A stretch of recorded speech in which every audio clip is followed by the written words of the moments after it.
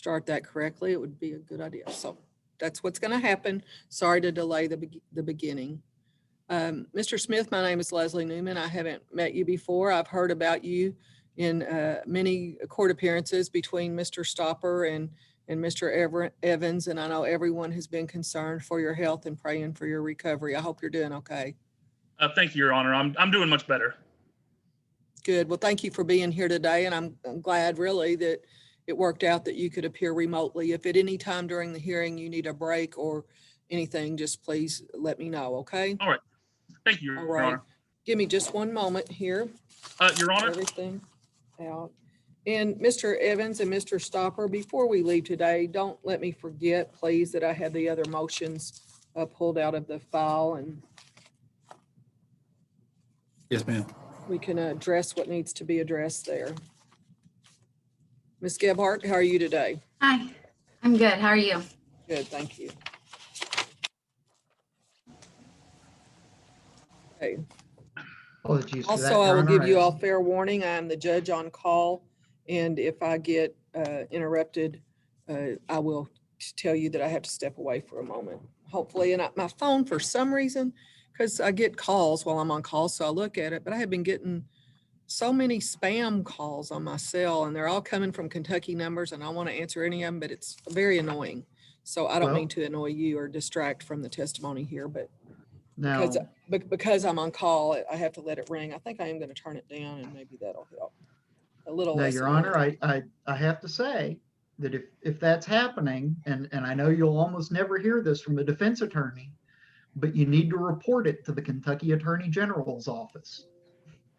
Thank you. I was actually thinking this morning after about 5 of those calls, I was thinking there's something to do. I almost called one of them back just to say, who's trying to reach me, you know? Well, But- when I was in law school, I worked, Brashear was the Attorney General at the time. The AG's office had just set up a task force that does nothing but track down who's doing those. And that became my job over a summer, was trying to track down which phone numbers were associated with which properties that they could seek prosecution on these people.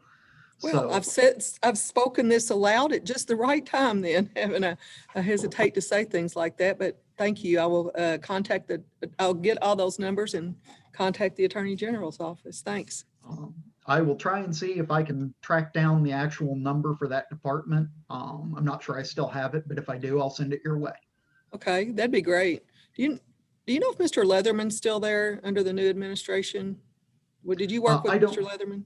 I didn't work with him. The office that was doing that was actually part of senior protection, because it's usually seniors that fall for those types of scams more often than not.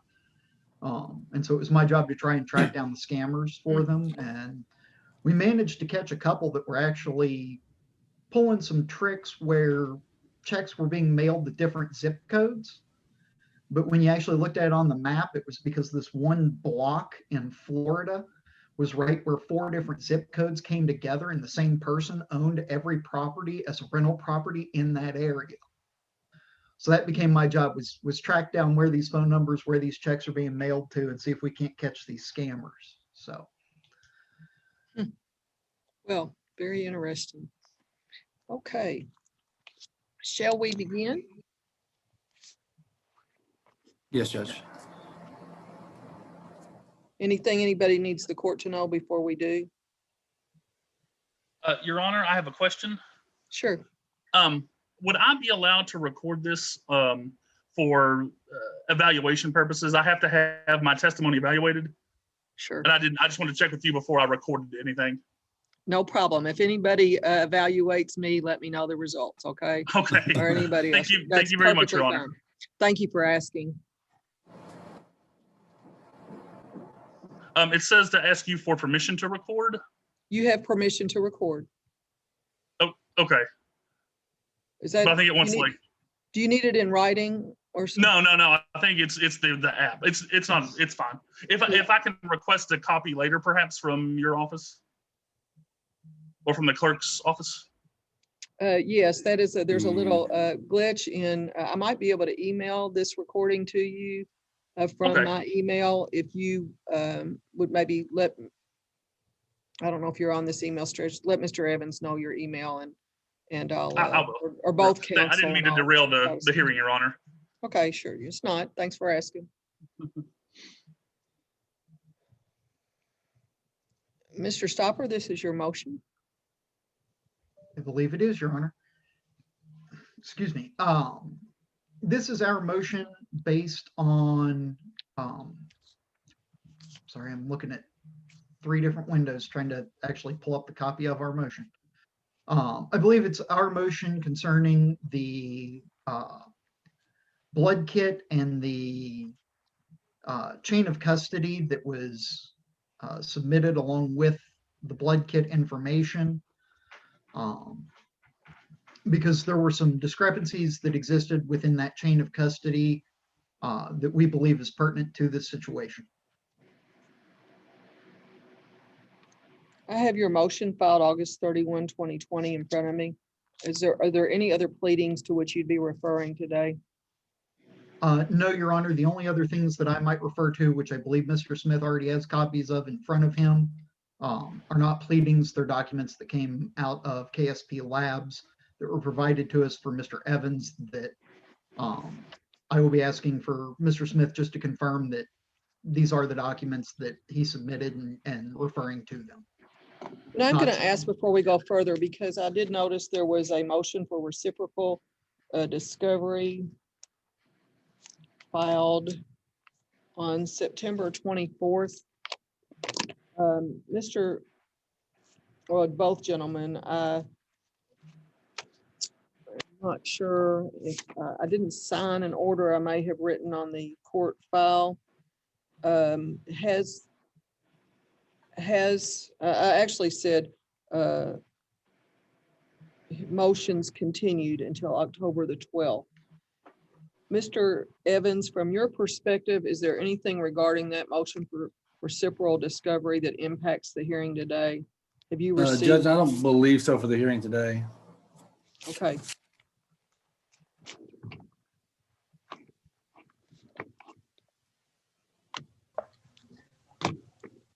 Okay.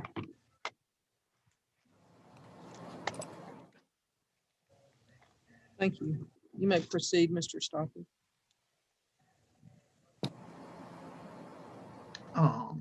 Your Honor, we would like to call Jay Smith. Mr. Smith, would you please raise your right hand? Do you solemnly swear or affirm that the testimony you'll give here today is true and correct to the best of your knowledge and belief? Yes, Your Honor. You may lower your hand. Could you please state your full name for the record, please? Yes, it is Jay Smith. And where are you employed? I am employed with the Kentucky State Police Central Forensic Laboratory in Frankfort, And- Kentucky. And how long have you been there? I have been at the Central for about 10 months. Before that, I was at the Western Forensic Laboratory in Madisonville, Kentucky. Okay, and how long have you and what is your I guess position with KSP Labs? Yes, I am a forensic scientist specialist too, and I specialize in analyzing blood samples for alcohol and other volatiles. Okay, so and did you analyze the samples for Christy Gebhard?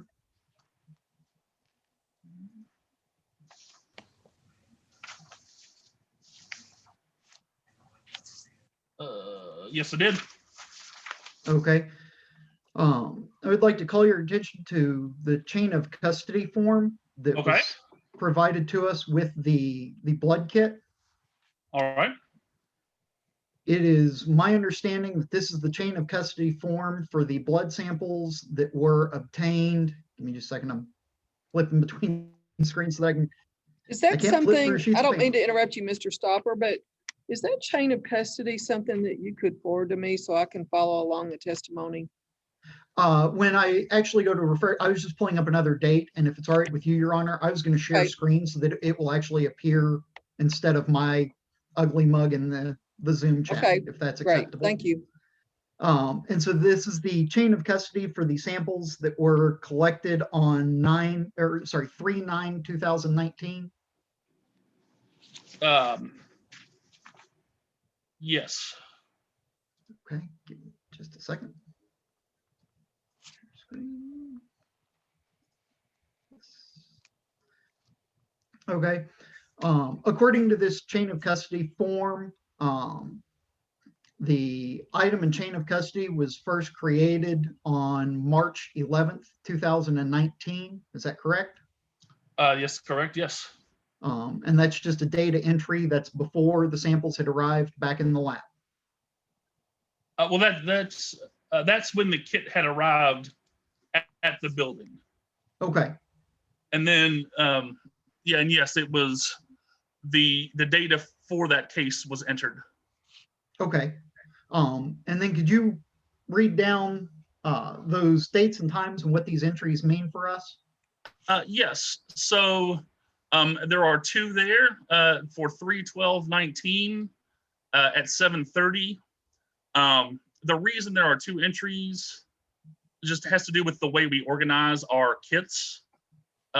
So the first one is creating the item, which is the blood tubes. So that first entry there from 3/12/19 is the blood tubes we received. That second entry from 3/12/2019, that is the creation of the container. And whenever we get a blood kit in, the box that the blood comes in, we make that a container.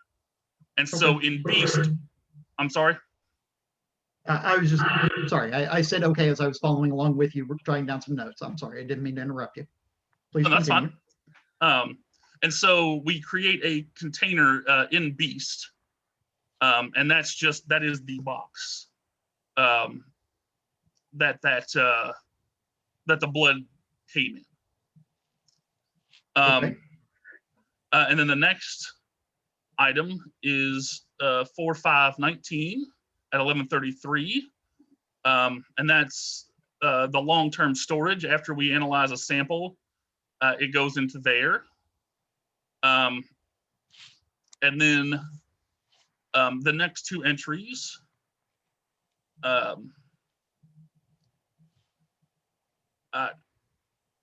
scanned it into my custody, and that was put into a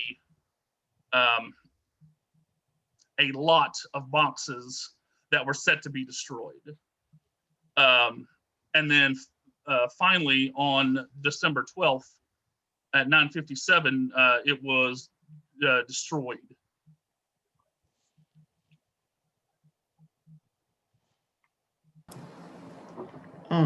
On an average day, could you give us an estimate of how many blood samples are in your lab at any given time?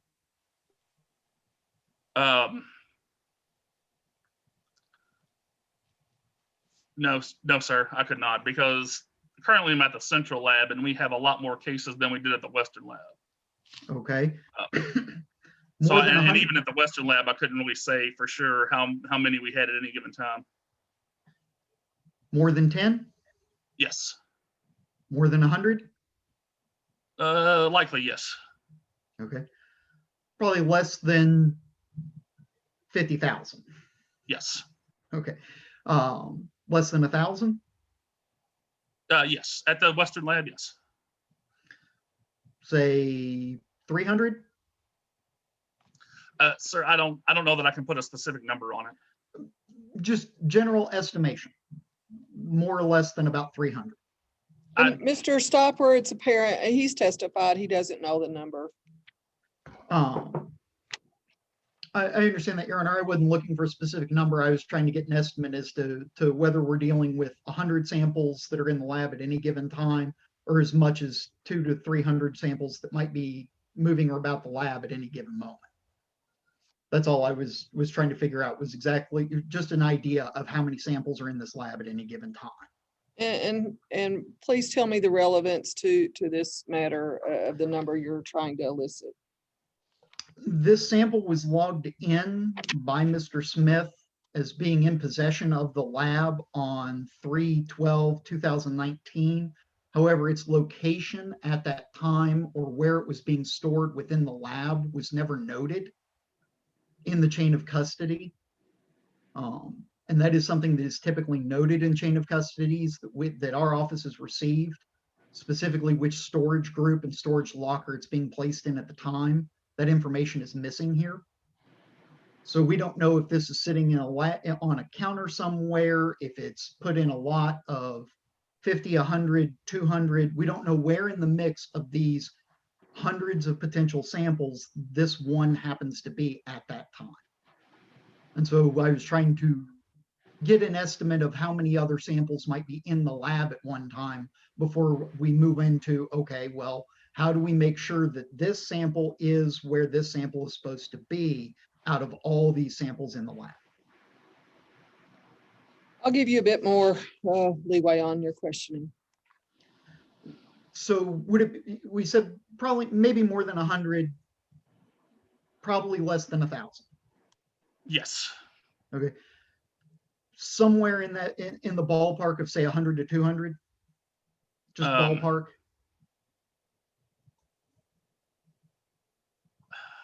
Sir, it really depends. I mean, there's times there are more, there's times there's less.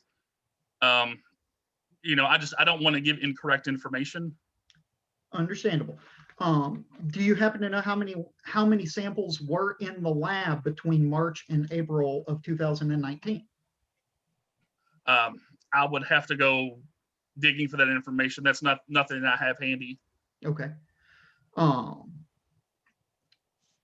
There is no notation on the chain of custody on April 3rd, correct? That is correct.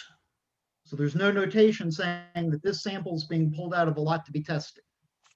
Correct.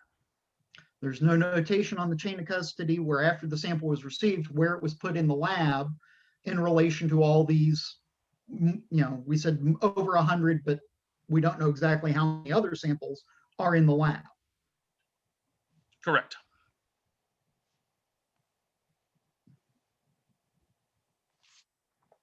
I can explain the process that we use if you would like, sir. You go ahead. All right. So one of the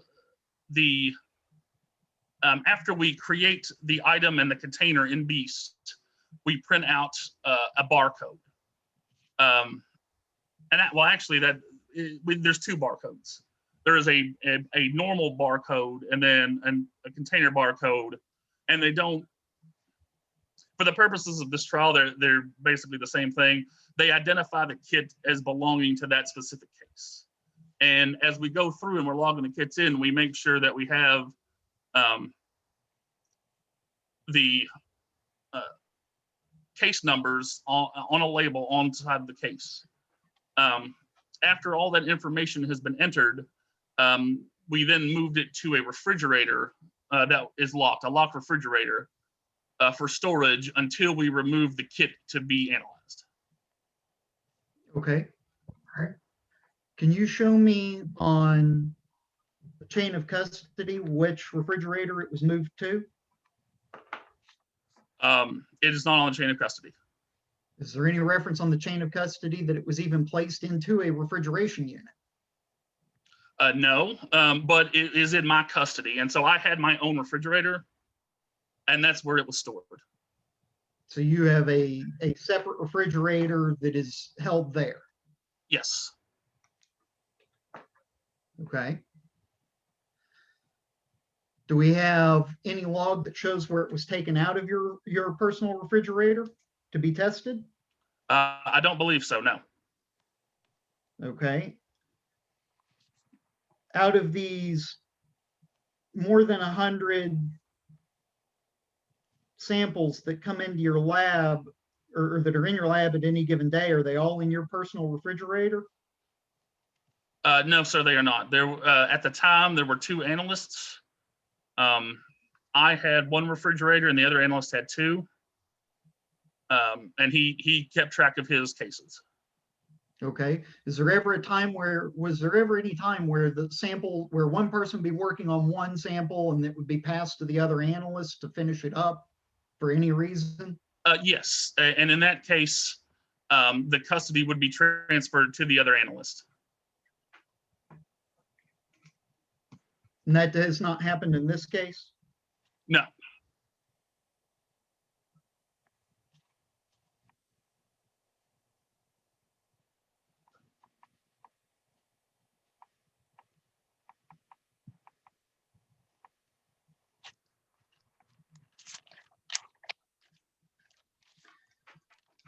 When you go to run the, I assume it's a spectrometer that you're doing the BAC with? But it's a gas chromatograph is the instrument we use. Okay, a gas you're gonna have to give me, I'm gonna stumble over that enough. My time in a lab did not involve one of those.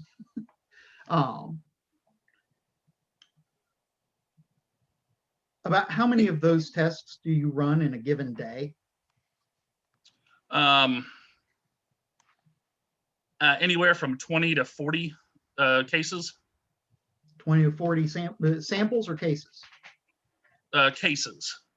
Okay, So it would be more samples than that. all right. You typically run 2 or more samples for a case? It's each case gets 2 samples. Yes. Okay. Now, it's my understanding that running this test, there are a number of variables that apply that can affect the outcome of this test. You have to be more specific, sir. It is a scientific test that is run on these samples where if it's not run precisely, there are things that can throw it off. Your Honor, I would object and ask Yes. for relevance to this motion. Well, I believe that's a statement, not a question.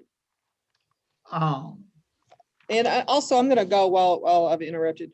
You asked Mr. Stopper about a spectrometer and Mr. Smith answered. Could you please tell me, is it a test or equipment when the word that you use, gas? Gas chromatograph. Yes, gas chromatograph. It's an instrument. Briefly, we put the blood in with what we call an internal standard. And so all the samples are treated the same way. We then heat up those samples and the alcohol and the internal standard, with the internal standard we use as like a reference. It helps with our calculations. Those become gases and then are injected into the gas chromatograph where they go through a column and the different components of it are separated. And then there's a detector at the end which tells us how much of each component there was in the sample. Thank you.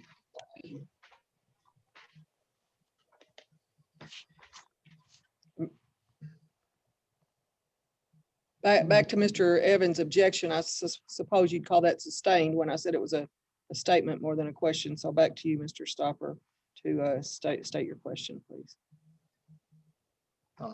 Very well, Your Honor.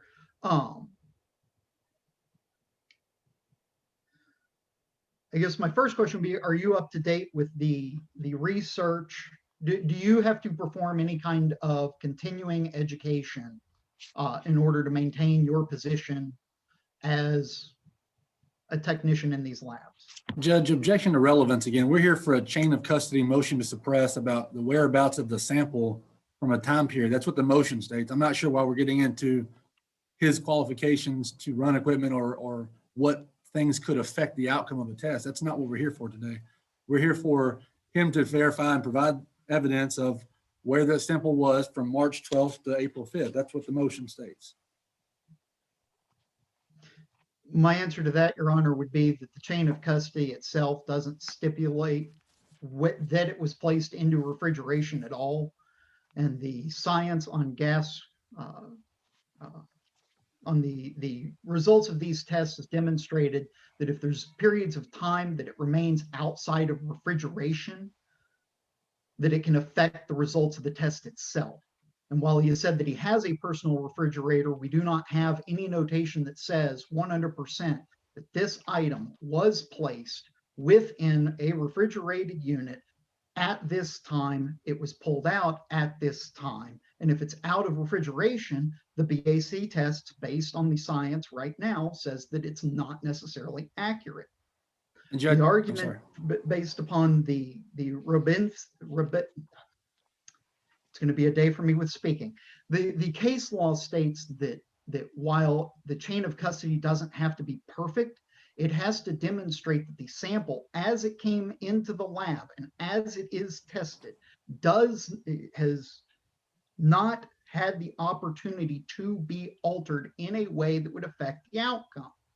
Now, if it sitting outside of refrigeration is going to throw off the end result of the test, which I was trying to get Mr. Smith to confirm, then the fact that there's no notation that it's been in refrigeration, we don't have anything other than him saying this is what typically happens, means that it would fall under that standard of failing to meet the increased chain of custody to show that this sample has not been changed or altered based on its nature of being a blood sample over time. And Judge, if I could respond to that. Yes, sir. First and foremost, I think the quote not only in the motion is a misquote from the case law itself, but the case law states that even with respect to substances which are not clearly identifiable or distinguishable, which I agree is a blood sample, it is unnecessary to establish a perfect chain of custody or to eliminate all possibility of tampering or misidentification, so long as there is persuasive evidence that the reasonable probability is that the evidence has not been altered in any material respect. Mr. Smith testified earlier that he had a refrigerator to himself. I believe he testified that he puts it in there. That's common course. I don't know if he was actually asked whether in Ms. Gebhardt's case he put it in there. That would be maybe dispositive of this entire conversation, but clearly it's not that it has not been altered in any material respect. It's just that the reasonable probability is that it has not been. I don't believe Mr. Smith's been asked whether he followed this in Ms. Gebhardt's case, whether that's common procedure, and whether, again, that sample was put immediately into refrigeration. If asked that, I believe all the relevant or the current line of questioning to be irrelevant for this purpose of the hearing, Judge. Of course, If I may respond? Mr. Stopper, any response? Yes, Your Honor, I would say that if he would like to ask those questions, he's more than welcome to on cross. But part of my responsibility in showing that specifically that the evidence has not been altered in any material aspect, which is the standard, involves that I have to show and demonstrate that if this happens, then the sample would have been materially altered. That is required. I have to demonstrate, or at least attempt to demonstrate, that if, which the chain of custody form right now, which we have confirmed, does not have a specific notation of the sample going into refrigeration, that if it was outside of refrigeration, that there is an alteration that can happen there. I've not asked him what the probability is yet. We would get there if if Mr. Smith, through his continuing education, has read the scientific articles that relate to that. If he hasn't, then we don't go that far. But my question was merely, has he even read them that say that it's altered if it sits outside of refrigeration for too long? Because I have to demonstrate that not only is there a probability that an event has happened, I have to demonstrate that that event can affect the sample itself. I have to demonstrate both of these things, which means that not only do we need to ask about where the sample was, we have to ask if the sample wasn't in refrigeration, does that impact? And that was the direction of my questioning, Your Honor.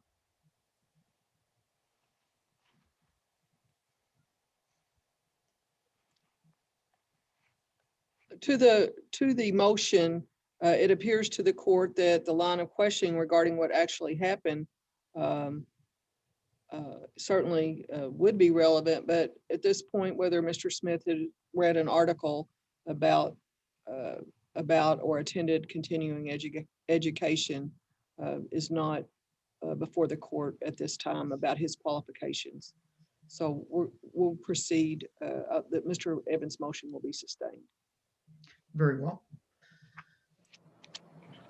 Mr. Smith, do you specifically remember every sample that you test in your line of work? No, sir, I do not. Do you remember specifically on March 3rd pulling out, or sorry, April 3rd, testing Christy Gebhard's specific sample? No, sir.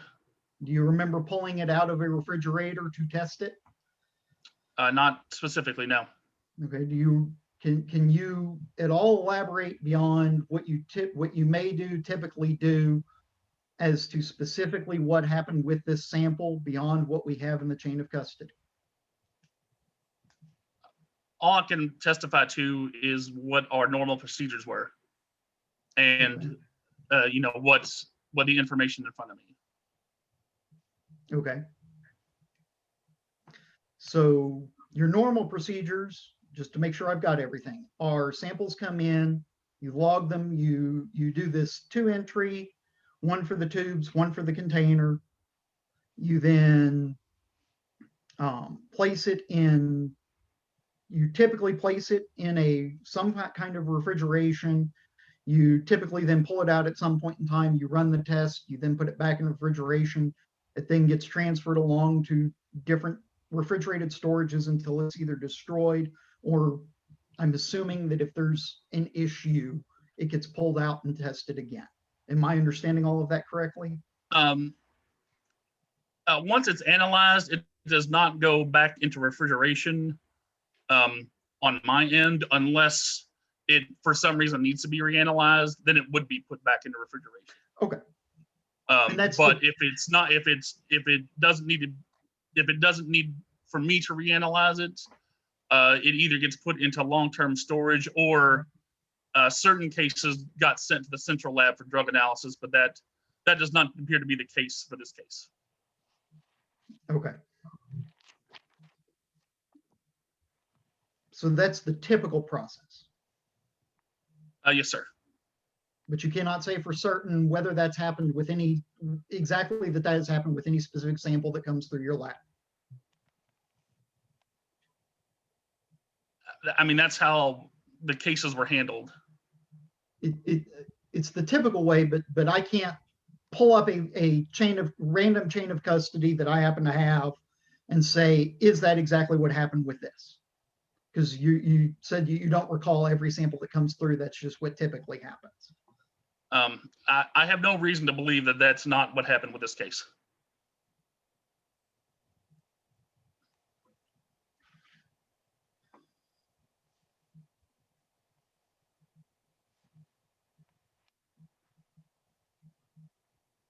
No further questions at this time, Your Honor. Thank you. Mr. Evans? Thank you, Judge. Mr. Smith, I'm not going to go through all the same line of questioning. I do have a few follow-ups, and I might be a little repetitive, and I apologize in advance for that. Just want to make sure I understand clearly. When the Kentucky State Police Western Lab receives a box, you indicated that line 1, and Judge, thank you, Mr. Shopper, you're still up if you don't mind to leave that. Line 1 there, that data entry is only when it's received, and is that Ms. Welsh, is she a secretary, receptionist type person? Yes, she's an administrative staff. Okay, so she enters it being received, and then the next morning, it looks like you come in and you log it. Now, when you are creating barcodes and I guess opening that sample or that shipment that came in from the in this case, police department, is that correct? Would you open that sample to create I'm the sorry, barcode? sir, you kind of broke up there for a minute. Sorry. Would you be opening that box that So, contains the blood tubes? Yes, sir. Okay. And assuming that and go ahead. Well, I was just going to say, whenever we get a lot of cases, typically they come in the mail, and one of the administrative staff would print out, so many labels, So which when those are printed, that automatically creates cases. Okay. And then part of the job is then to scan that information into the case. So the barcodes and the case numbers are created before I ever open the case, but before I open the kit. So if you were to open a case and let's say the box appeared damaged, would you note that somewhere on either this report? Yes. What if Yeah, the that would blood? get noted in the narrative. Okay. What if the blood tubes were broken and the blood had leaked all over? Would that be noted? Yes, that would be noted. Okay. The police officers by regulation are required to put certain information in that box or on the box. Yes. If that information did not match the blood tubes, would you have somehow noted that in your report? Yes. Like for instance, if the names were wrong, if the names on the blood tube said Sally and the box said Miss Gebhard, would you have noted that somewhere? Yes. Okay. And were any of those notations made in Miss Gebhard's case in particular?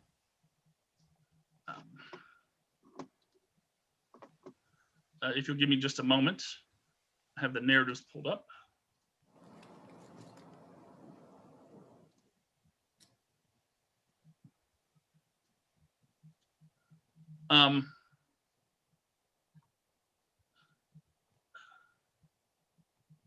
There are 3 phone logs in the narrative for this case. Okay. Can you explain what that means, a phone log? Yes. So a narrative is just is a space in our laboratory information management system where we can put details about the case, Okay. such as if something happened, or there is a if we have contact with someone over it, or even there's different types of narratives. And so a phone log is if we talk to someone on the phone about the case, we put that in the narrative that we spoke to them, and what details about the case were exchanged. So let me clarify. In the narrative, there are some basically messages of where someone talked to somebody on the phone. Yes. But there are no noted issues, concerns, damage, names, any kind of errors or issues that would lead you to believe that something had happened or had been tampered with. Is that correct? Correct. Okay. And then once you have created, once you've opened the package, confirmed that everything is good, and these barcodes are created, you indicated that you scan the tubes into a second barcode, which is called the container. Is that right? Yes. The container is just the box that the kit comes in. But it's deemed the And then it gets a for it. container label. Okay. And then whenever in your normal course of handling these, I think you said you handled 20 to 40 tests per day. Did you indicate how many tests you might receive in a day? No, that number, there is a lot of variance in that number. I mean, it can be, none or a couple or 20 or 30 or more. As you create these barcodes and check and confirm these, do you do them individually? Yes. Okay. Yes, each case is treated individually, and we never have more than one case open at any given time. And that's to help make sure everything stays with the same kit. And to ensure you don't mix up samples or something like that, I assume, correct? Yes. Okay. Yes, and whenever we're done with the kit, we put a seal on it, and we initial the seal so that we can tell if it's been tampered with. Okay, so once you've logged it in, barcoded it, it's sealed, and you initial it, correct? Yes. All right, so and that you received that on March 12th per this chain of custody form, and it looks like you destroyed it 4/5. So it doesn't indicate the date of testing, but well, it would not have been destroyed on 4/5. It would have been moved to the long-term storage. I'm sorry, I meant to say that. For holding until it could be destroyed. Okay. Had you gone to your refrigerator shortly before April 5th to retrieve Ms. Gebhardt's sample. Had the seal been broken or anything else that would have looked unusual, would you have noted that either in your narrative or on this form? Yes. And was there any That notes would in Ms. have been noted on the narrative. on the narrative? Are there any notes on the narrative indicating that the seal was broken or replaced or put in a different container or any other type of issue that could come up? No, sir. Okay. I believe Mr. Stopper asked earlier about transferring from an analyst to another analyst, or if someone took over, so to speak. I see that your name is the only analyst on here. If you were to hand it off to the other analyst that was there at the time, would that have been reflected on this report? Yes. Would it, and if you don't mind, describe what a line like that would have said had it been transferred to someone else? It would say, it would, if I was just transferring it to another analyst, it would have all the same information. It would have the date, the time. It would, it would say analyst, and then it would just be the name of the analyst. It'd be their name. Okay. And obviously, looking at the report that we have on screen, this sample was not transferred to anybody else. Is that correct? Correct. And ultimately, you did test the sample of Ms. Gebhardt's blood. Yes, I have. In front of me, I have the chromatograms, which is what the instrument prints off after it finishes analyzing. And it has my initials on it, which means I was the one who analyzed it and entered it. Okay. Now, some of the things that we've talked about today, and Mr. Stopper asked you about, the procedures that are in place in the lab, are those uniformly used for each and every? I know you all deal with more than just blood, but in my particular sense, blood sample that comes in. For instance, the logging, the tracking, the transferring. I mean, all of those are consistently applied to all samples. Is that a true statement? Okay. Yes, sir. So when Mr. Stopper's motion in particular today, they have questions about the whereabouts of the sample from March 12th until placed in the destruction storage there on April 5th. To that, I mean, to your knowledge, where were those samples during that time? They would have been stored in my refrigerator. Okay. And when you say a until refrigerator, I removed it to analyze it. okay. And I'm not familiar. I've not been to the Western lab. When you say refrigerator, I mean, you just mean a big refrigerator, like a. It's just a normal. The ones we have at the Western lab are just normal kitchen style refrigerators. Okay. So let's say that is that a locked building? Yes, the building is locked. And I mean, is the lab in a secure area? Yes. So the room in which we held all of the, where we did the blood alcohol work, that room is locked.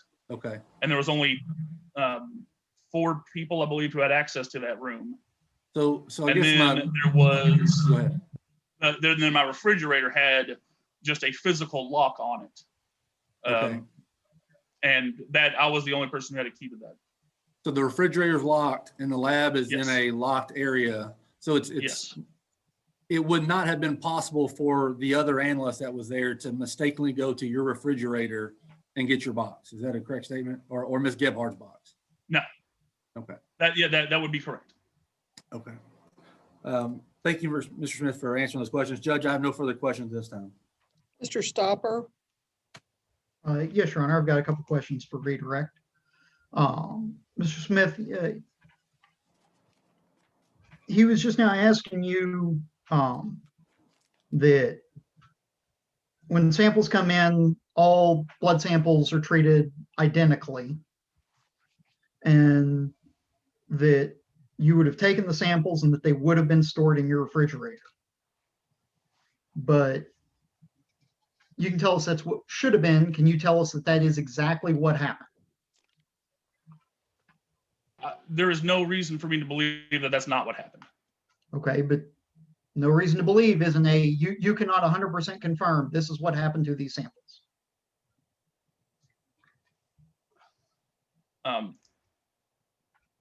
All I can testify to for certain is the standard procedure, how samples are treated, and the information I have in front of me. Okay. And that does not specifically say 100% this is exactly what happened. It's just this is what we normally do. Yes, sir. Okay. And that normally they're placed in a refrigerator. In Yes, your sir. refrigerator. Yes. Okay, but we do not have a 100% certain these were put into your refrigerator. Again, sir, there is nothing that indicates that it wasn't. But we can't say for 100%. I don't. I suppose not, but there's no reason to think that it wasn't.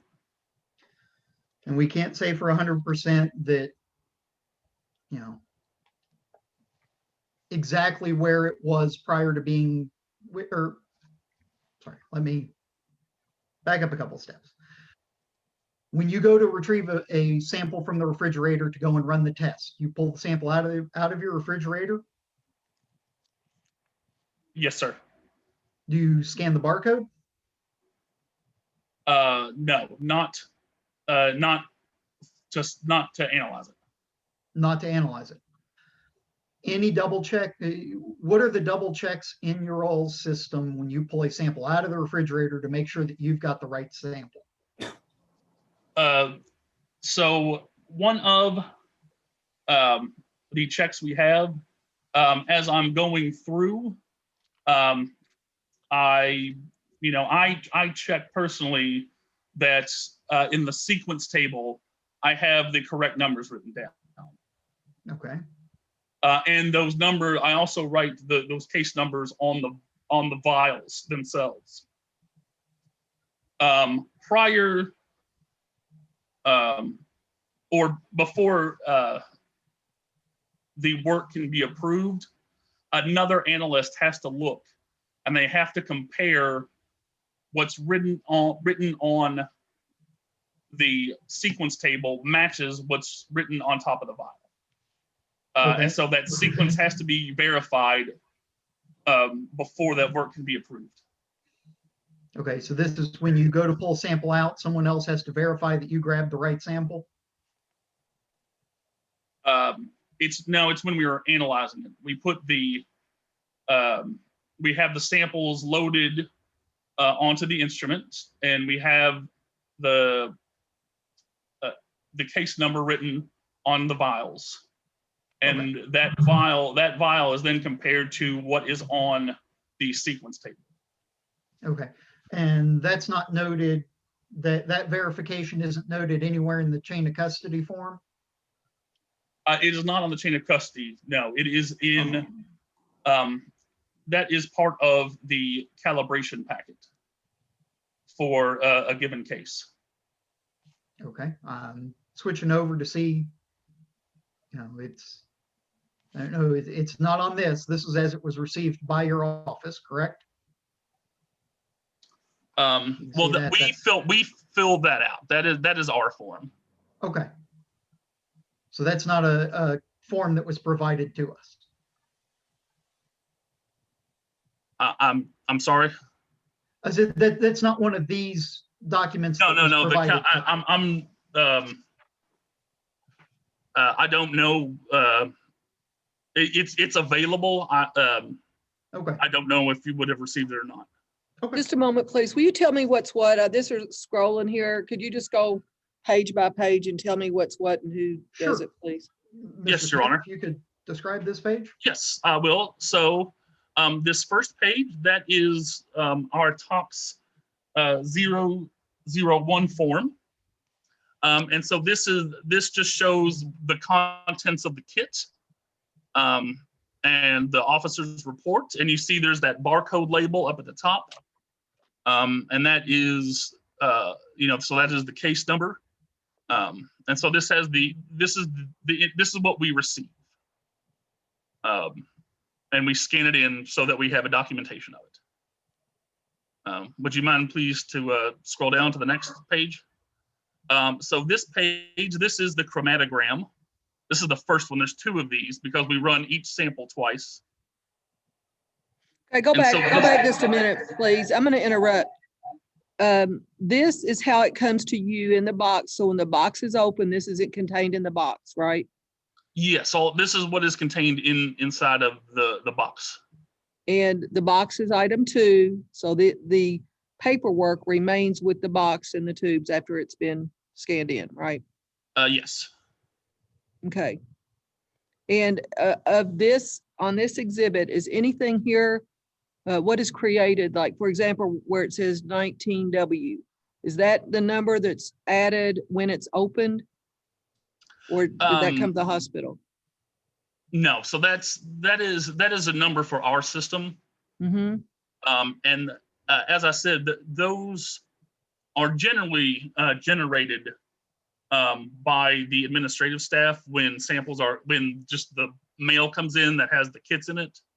And then as we go through, we take one of these labels, we scan it to open the case, and then we scan all of this information into that case. Okay. And I interrupted you from the next page, but I just wanted to make sure where all that comes from. Now, when does this document arise in the course of what happens? What is this document?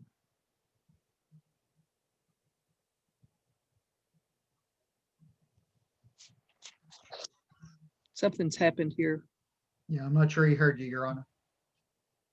Yeah, And- you broke up a little bit, Your Honor. Sorry.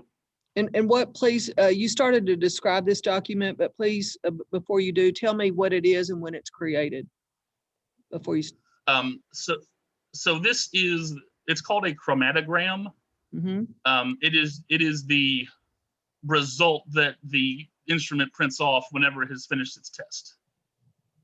And so this would print whenever this particular sample is analyzed. Okay, and that's where I interrupted you. I apologize. Please go back to where you were.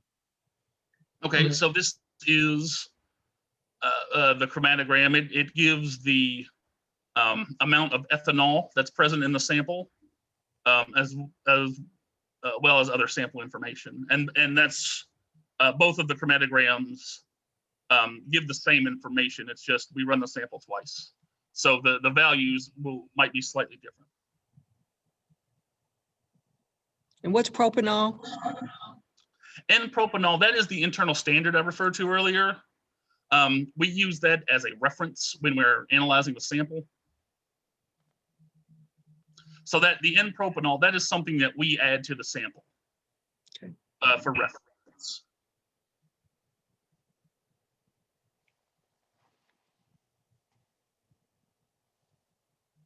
Are we good with this page? Yes, sir. I am, sir. And then this is just the second run of that same test, correct? This is the second, run of the sample. Okay. And so it's all the same information except for the time. What's the time difference? Hmm? What's the time difference in the previous? I'd have to give you a second. This Let's one see, it is 3:39 in the afternoon. This one is 3:42 in the afternoon. Both on about the 3 minutes.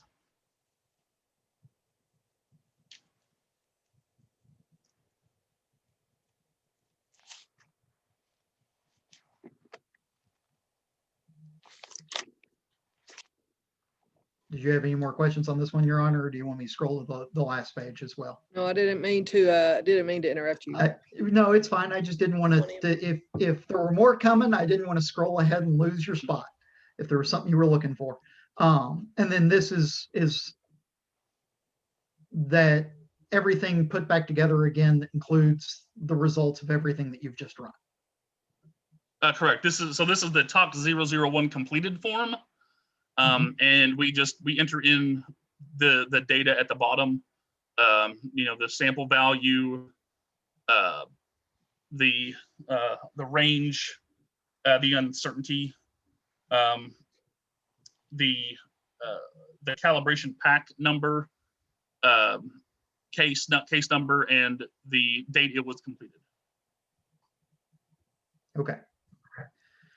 And So Mr. Stopper, I don't mean to break your train of thought, I told you all I'm on call and I need to step away for just a moment. Is this a time, Mr. Stopper, that it will not totally break your train of thought if I excuse myself for a minute? No, Your Honor, it won't. I'm sorry, I had to stop screen sharing there. I've got a client attempting to call me. Okay. That needs to I'll be be right silenced. back.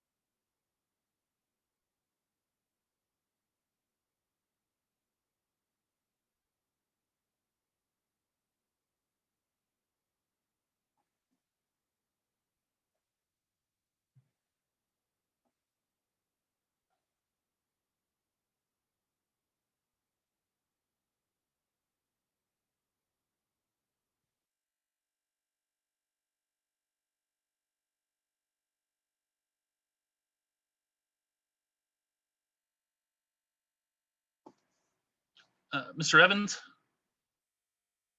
Yes, sir. sorry. Do you think it'd be okay if I could just run in and get some water real quick? I'm sure the judge may be off for a minute or so. So yeah, Okay. please go ahead.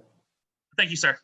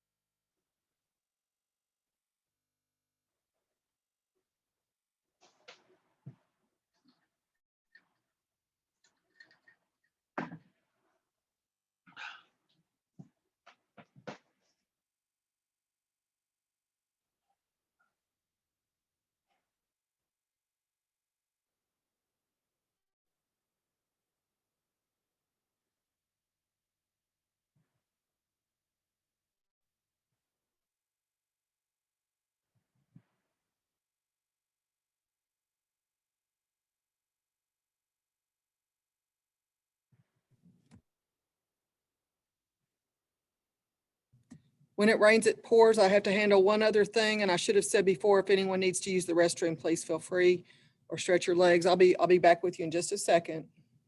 Thank you, Judge.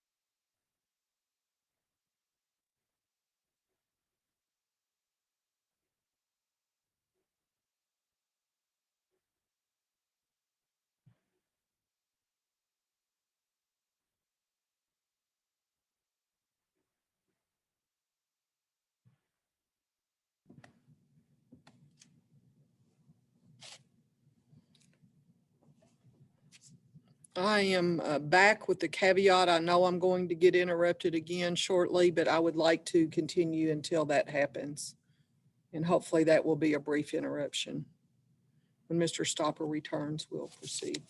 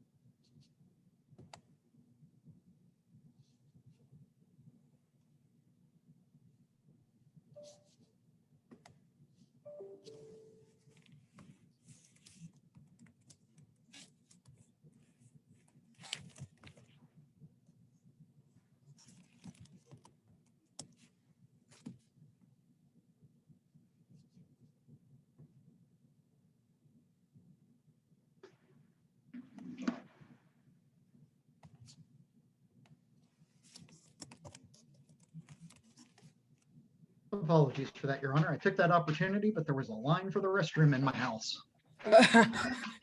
I understand. I'm glad you took it. I'm sorry I didn't offer it before you began. Give me just 1 second, please.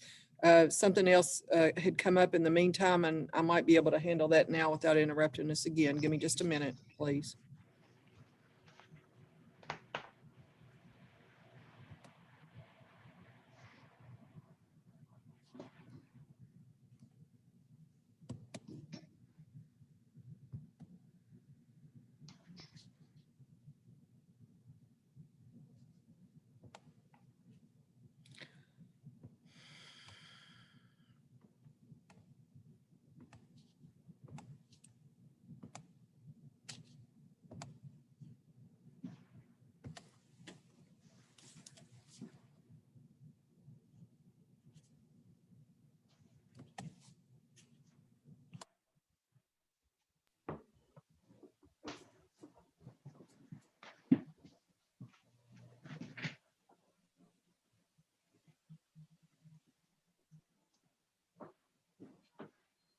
Hi, Yo-Yo. I'm not done yet. I was just checking on you all. I heard Yo-Yo up. Fine, I'll leave.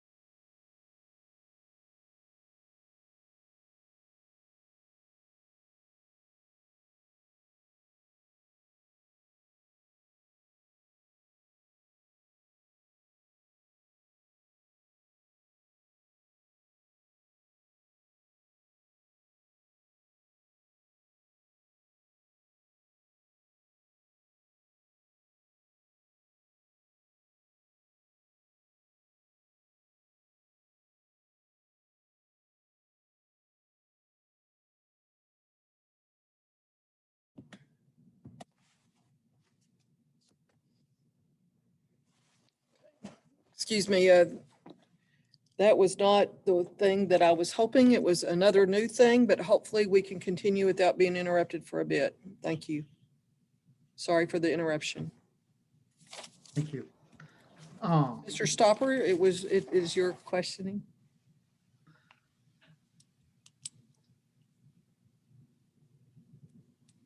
I actually don't, I believe I might be finished, Your Honor. On my Mr. remarks. Evans? Your Honor, I just want to follow up something that came up there at the end. Mr. Smith, you indicated that another analyst reviews what you've done. Is that correct? Is that correct? Yeah, well, there are several steps in which another analyst looks over it. There is the sequence verification, which verifies that the samples I have loaded into the instrument match what is on the sequence table. And is that before And then you there's start also testing? peer review of the record. I'm sorry, sir. Is that before, is the sequence testing, is that before you actually test the sample? The sequence table has to be set up before the samples are analyzed. Okay. And so then it's usually done before, or sometimes it's done after the sample is analyzed. But if there's a problem, then samples would have to be rerun. Of course, but another analyst, and in the Western lab, you said there were two. So the other analyst at the time, well, it's make sure that your number sequence, that sequence table is correct, right? Well, the sequence table can be verified by any analyst. Okay. And then at By the any end of your other testing, analyst beside. I'm of sorry. course, at the end of your testing, there is another review. Is that correct? Yes, there's a peer review process. And that's after you've Where completed where your another report analyst- and all testing? Right. Just one at a time, please. Mr. Evans, please finish your question. I My apologize, Your I think there's a little bit of a lag. I think we keep overlapping, Mr. Smith. My apologies on that. Once you've completed your testing and prepared your report, does the other analyst look over that? Yes, another analyst will look over it. And are they confirming that the testing and the numbers and all the things are in order? Is that what they're looking for? Yes, sir. And if they were not in order, would they have made a note somewhere or put it on the, I don't think it'd be on the chain of custody, but at least in the narrative?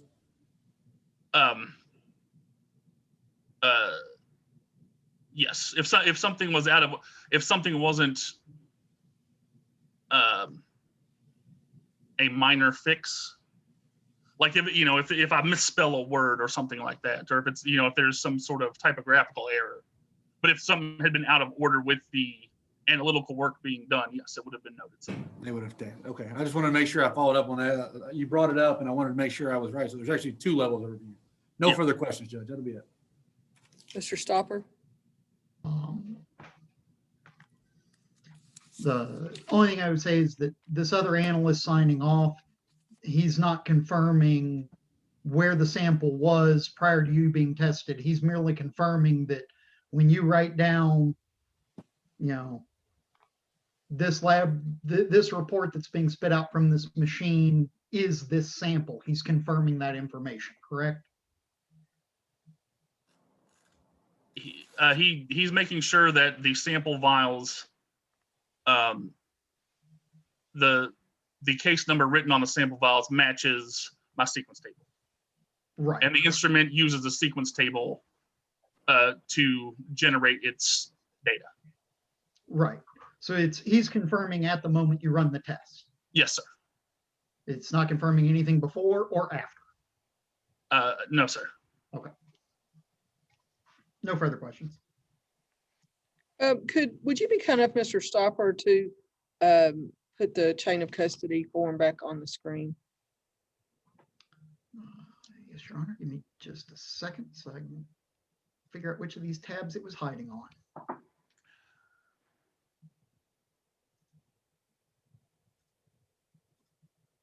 Thank you. I have a question. Mr. Smith, on April 5, 2019, Storage 1, 1133, Evidence Storage Western, location, blood alcohol destruction. Could you Yes. please educate me about exactly what that means? What happened from the testing on April 3rd? What does blood alcohol destruction mean? Can you help me with what that line? Yes. First. So after the analysis, I would, see check if the sample needs to go on to the central lab for further testing, or if we can put it into our long-term storage for eventual destruction. And so this one, there was nothing to indicate it needed to be sent to the central lab. So I put it in our long-term storage. And that's just in Beast, that is called the blood alcohol destruction storage 1. And it was a locker. Again, it was a locker that I was the only person who had the lock for it. And so the sample went in there. And then by protocol, we have to keep them for 90 days. Typically, once they've been analyzed. Typically, they are kept for much longer than that. As you can see, this was analyzed in April, and it wasn't disposed of until November. Or December, really, is when it was finally destroyed.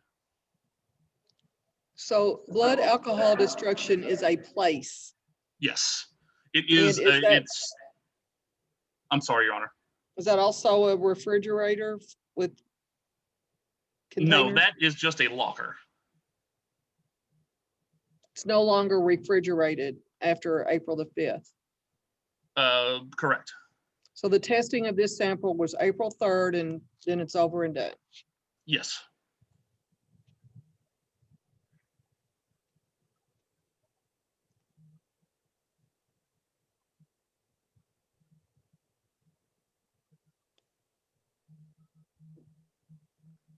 What happens from April the 3rd to April the 5th? What happens from April the 3rd at 3:42 until April the 5th at 11:33?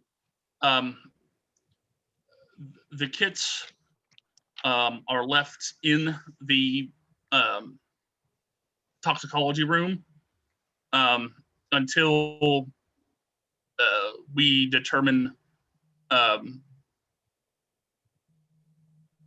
if they need to be analyzed again, or what their next what the next stage for them is.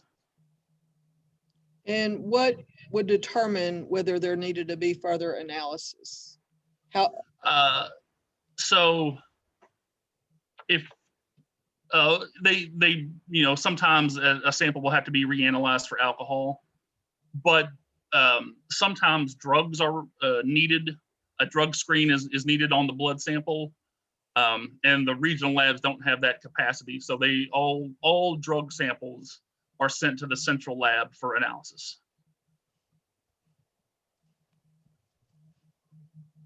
And that would be, there are several criteria to determine if they need to be sent on for drugs or not.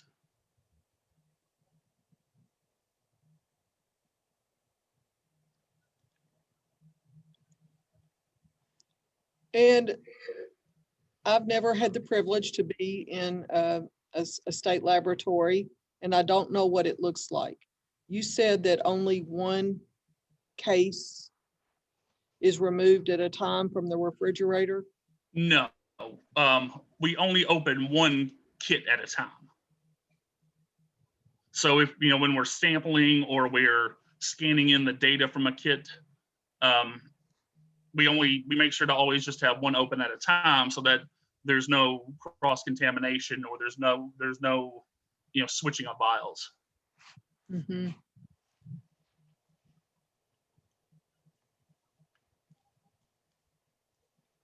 And that's at a workspace that you have in your lab? Yes, Your Honor. Mm-hmm. And so the refrigerator, you remove the kit from the refrigerator, and just talk about what happens in that whole course of So events. if I'm going to, run samples, I will pull however many samples I'm going to run that day. And I will get my sequence table ready, and I will do a calibration to make sure the instrument is functioning properly and analyzing properly. Then I will go through, and one at a time, I will open each kit. I inspect the kits, make sure there's, the seal is still sealed before I open it. And then I will sample the blood into two separate vials for testing. And then those vials are sealed and marked with the case number, and then I load the samples onto the instrument for analysis.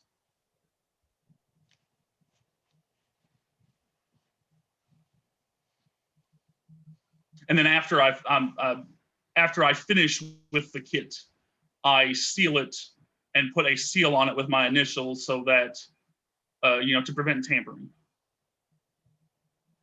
And then where does it go till April the 5th?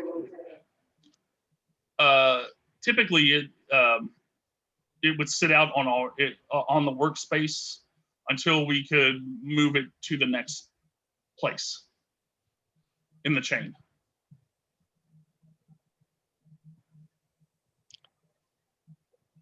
There's been discussion of the narrative. Is the narrative part of the chain of custody? No. And is that narrative provided in the course of discovery?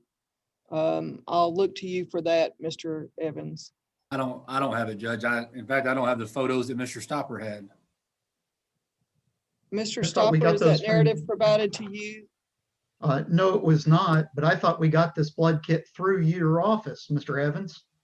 If That's so, my normal. administrative staff did not give me a copy. It's not in my file. I've looked through Okay. that file. That's normally KSP won't give them to us without a signed discovery order from a judge saying that, yes, we get them. So we get them by going through county attorney offices. Of course. Well, if Because he did a great job. He just didn't You keep all- me a copy here in my file. So. you all can request them and get them, whereas they get real finicky if we start asking for course. them. Before we finish with Mr. Smith, I want to go through the motion to exclude blood tests for just a moment, please. And I can tell Mr. Stopper, this probably isn't your first hearing regarding the exclusion of blood tests. However, it's mine. Okay.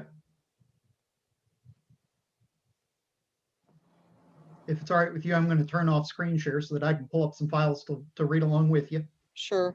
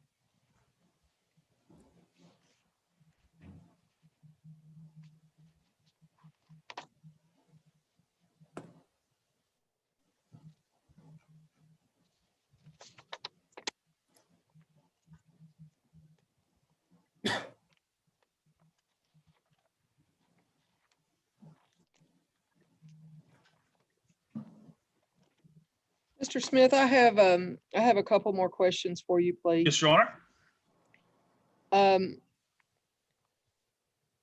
According to the KSP evidence collection guide, what do you know, or can you tell me about how the kit, if I use the right word, is maintained from the time the sample's taken until it arrives at the Western lab? I'm sorry, Your Honor. You can go ahead. You can go ahead. I would have to see the reference. I don't remember off the top of my head. Okay.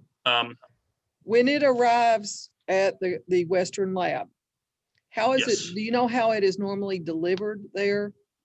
Typically, it's either by mail or hand delivered. And has that have those samples been refrigerated before they arrive? Do you know? I don't know, Your Honor.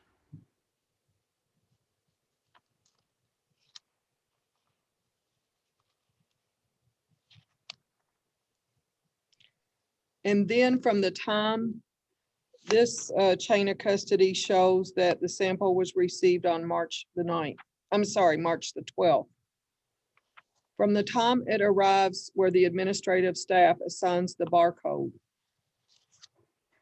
do you know how long it is before that sample is placed in cold storage?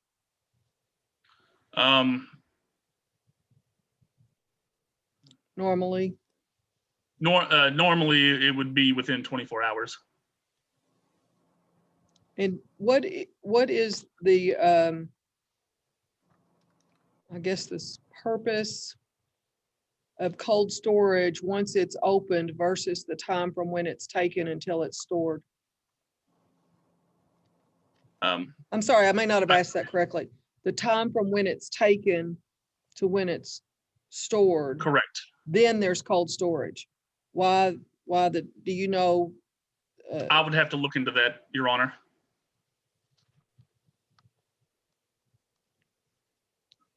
And Mr. Stopper asked you about the approximate number of, and correct me if I'm wrong, Mr. Stopper, the approximate number of cases that are handled at any one time. Is that yes. the framework, Mr. Stopper, of your question? Yes, Your Honor. It was roughly how many samples are in his custody at any given time. Okay.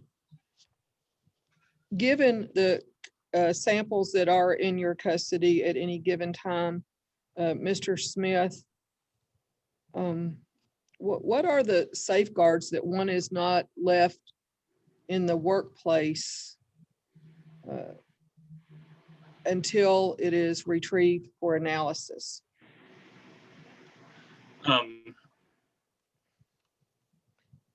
And I ask it to this is the picture in my mind. Correct me. Okay. So you get a kit. Okay. You've gone through the procedure of what happens. It may be in the evidence collection guide. I haven't seen it. You get, and then it goes to the refrigerator until you get it out to analyze it. You have yes. only one kit in front of you at that time to analyze. Yes. And then when you have analyzed this particular sample, it goes somewhere until, in this case, April the 5th. Side. Right. How, when you get a kit in to log it, how does it not get mixed in with the cases waiting to go for destruction? Or to the place where samples are held for long-term storage? Understand what I'm asking? Yeah, yes. I think I understand what you're asking, Your Honor.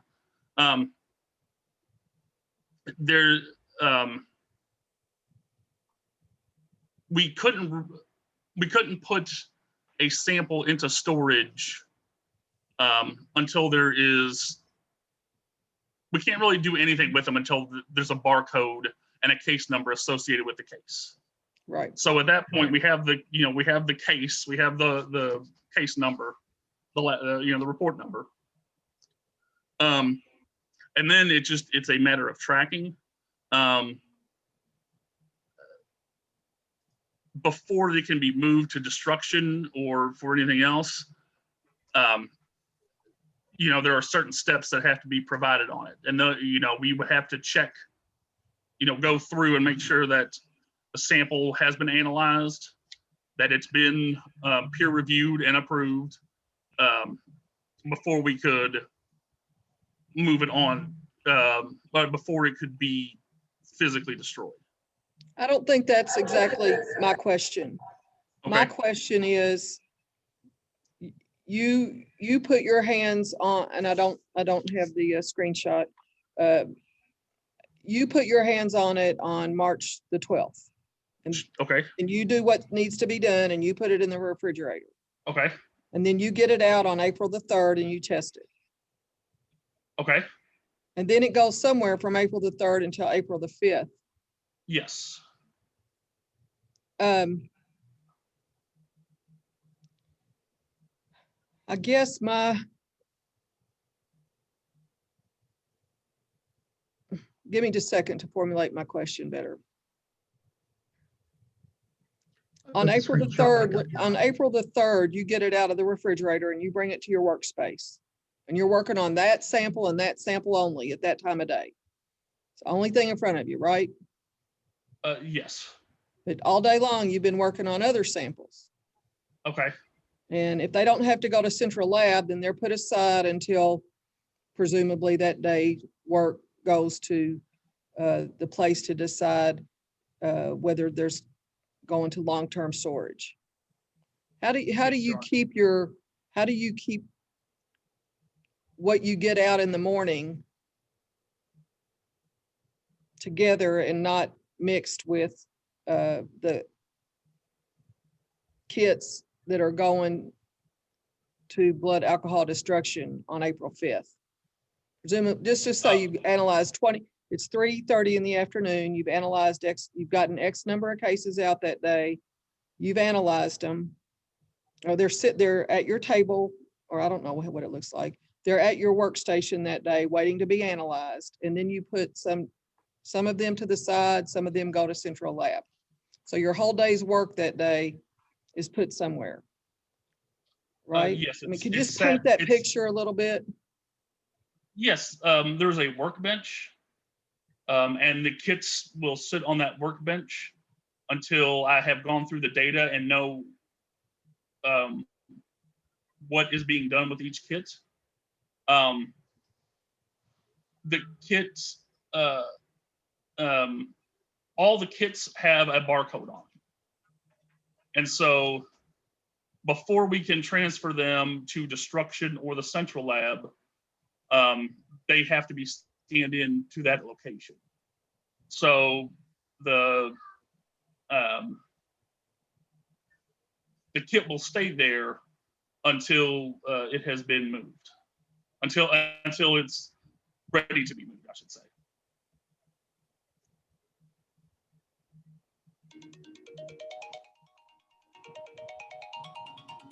Sorry. Excuse me. I'll check my email. Thank you.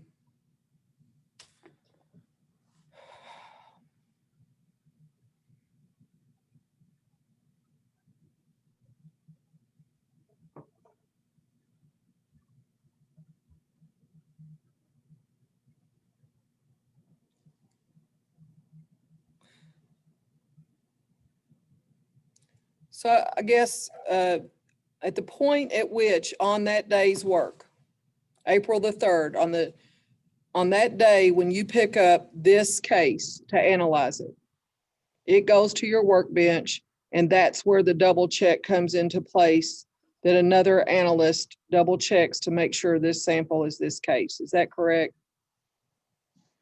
No, Your Honor. The sample is checked, the sequence table versus the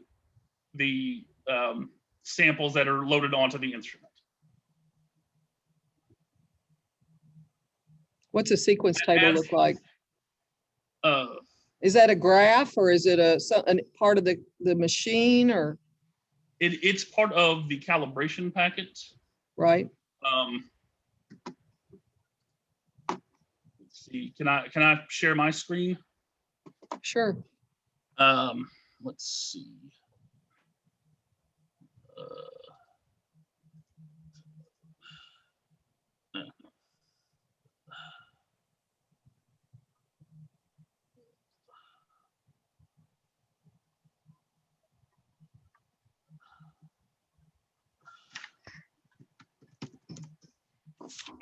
All right. 224.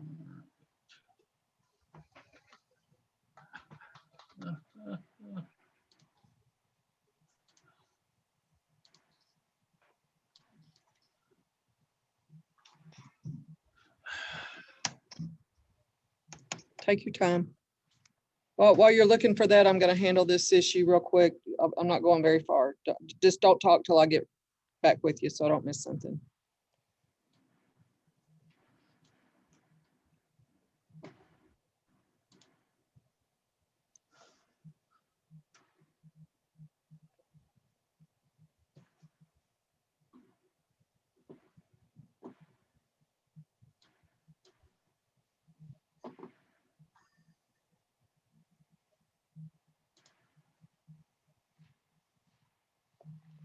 Excuse me.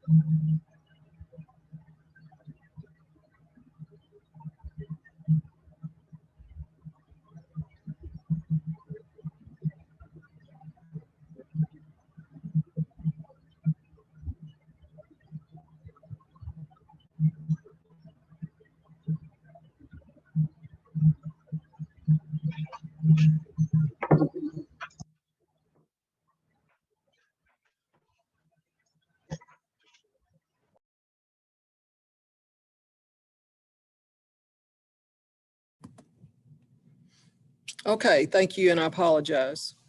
Mr. Smith, Oh, yes, Your Honor. were you able to find what you were looking for? I believe so, yes.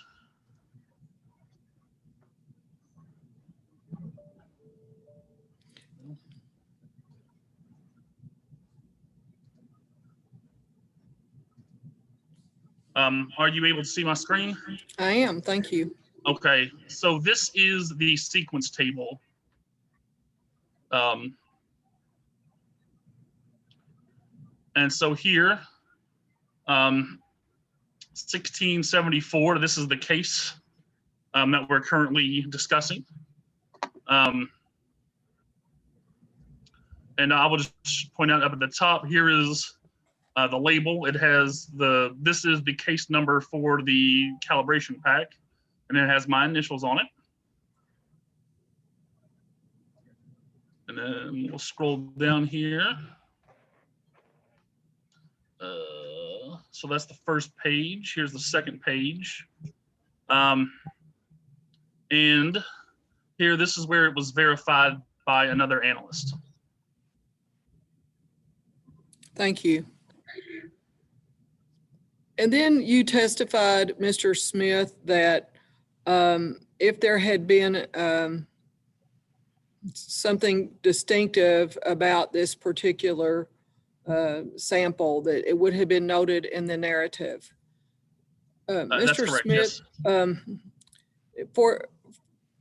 in the normal course of your work, for example, if you analyzed 20, to use the low number of cases in a day, is there anything normal about a day and how many distinctive notes there are? I guess Mr. Evans' point about a broken or leaking blood vial or whatever might cause notes in the narrative. Is that a regular thing that happens, or is there a way to say that? I don't know that I can quantify it at all. I mean, it does happen, but it's not. It doesn't occur for every case, and in some cases, there might be an issue with the analysis or the run itself, and if the cases have to be reanalyzed, every single case will get that same narrative saying why it had to be reanalyzed. But as far as quantifying, I don't know that I can really. Does it happen very often? I'm not really sure to answer that, Your Honor. I Okay. apologize. Just to clarify All your right. question, was this about broken tubes and broken packages, or just about notes at all? Broken tubes and broken packages. That was, I believe, Mr. Evans, that was to the point of your questioning earlier, right? Yes, ma'am. But Mr. Smith, I thought he answered in a way that would just mean any narrative, like a rerun test, or something was out of spec on the machine. I just want to make sure his answer was correct as to whether it happens a lot for broken packages, broken tubes, those type of things. I don't know. The question is a lot, but how often, I guess, is. Can I follow up with that one question, Mr. Judge, if you don't mind? Sure. Mr. Smith, you said, I think you testified you might get 0 packages. You might have, 10, 20, whatever it may be in a day that come in. Yes, sir. How many of those on a typical day have an issue from the time you're checking it in immediately? Do you mean just as the cases come in? As you're creating that first line that says analyst at 7:30 in the morning that day, as you're processing all your incoming boxes that are being assigned to you, is it? It's very infrequent. Okay. Thank you, Judge. I just want to clarify that. That was the right. question I was asking. Thank you for making it clear. On this particular screen that says no entries, empty table, what does that mean? So that is up above that. It says sequence table back injector. Right. The instrument has space for 2 setups, and so we didn't use on this instrument. We did not use the back setup of the instrument. We just used the front one, and so It's just there's nothing there because we don't use it. Okay. Now, Mr. Stopper, I have asked questions outside the line of your last opportunity to question. Have the questions I've asked to try to educate myself raised any questions you wish to address at this time? The only thing I would say is that, and just to confirm that I'm understanding correctly, on any given day, you pull samples out of the refrigerator, you put them on a countertop. When you go to run the tests, they're verified at that moment, correct? Correct. So if you pull out a sample that isn't necessarily supposed to be run that day, but you catch it so that it's sitting out on the countertop, but it's, issue resolved beforehand, or samples are pulled out that are not run that day, the verification check by this other analyst isn't catching that. It's catching what's loaded into the machine. Yes, that's correct. Okay.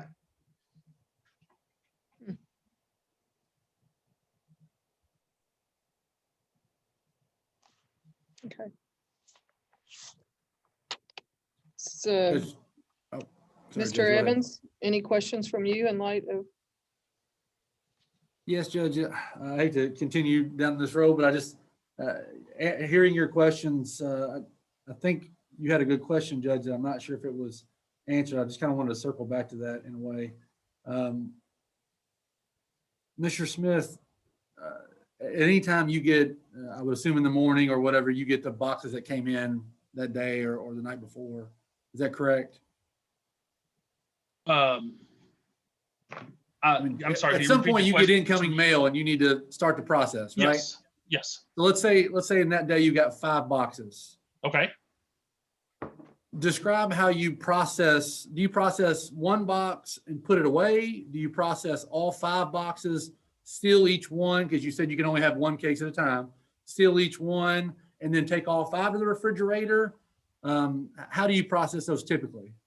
Typically, I would process them all, one at a time, and then move them all to storage. So process, barcode, seal with your initials, Right. go to the next one. Process, barcode, seal, initials, and go down the line as many as you have. Is that correct? Yes, sir. And then you take them all to the refrigerator. Is that right? Yes, sir. Okay. I think the judge's question earlier was, you have these boxes, these 5, let's say that you got in that day on your workstation, Okay. but you have some that you worked, let's say yesterday, that are going to sit out until you get them to destruction or the Okay. destruction storage.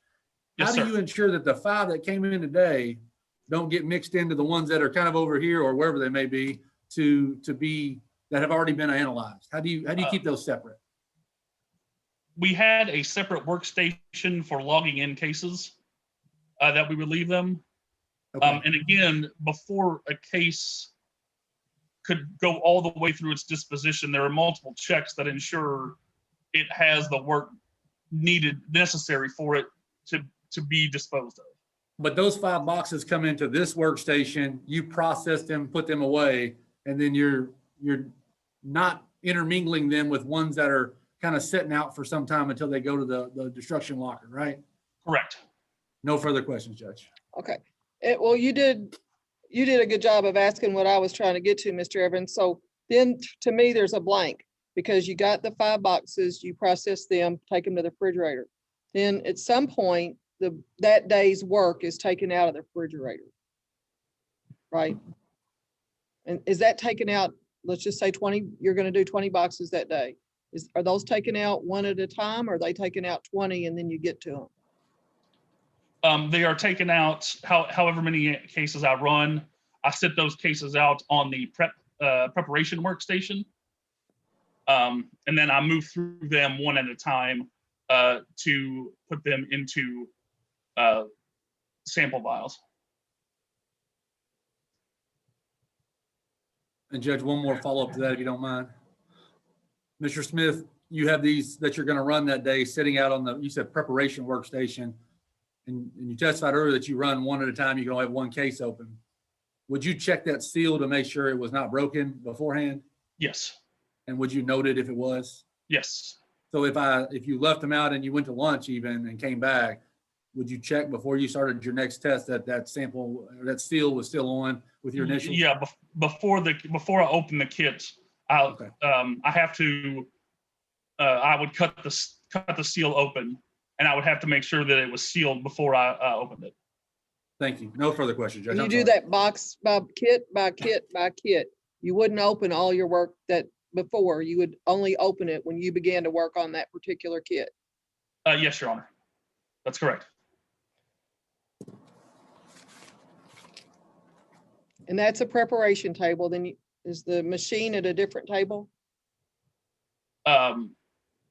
Yes, the instrument sits on a different desk than the preparation desk.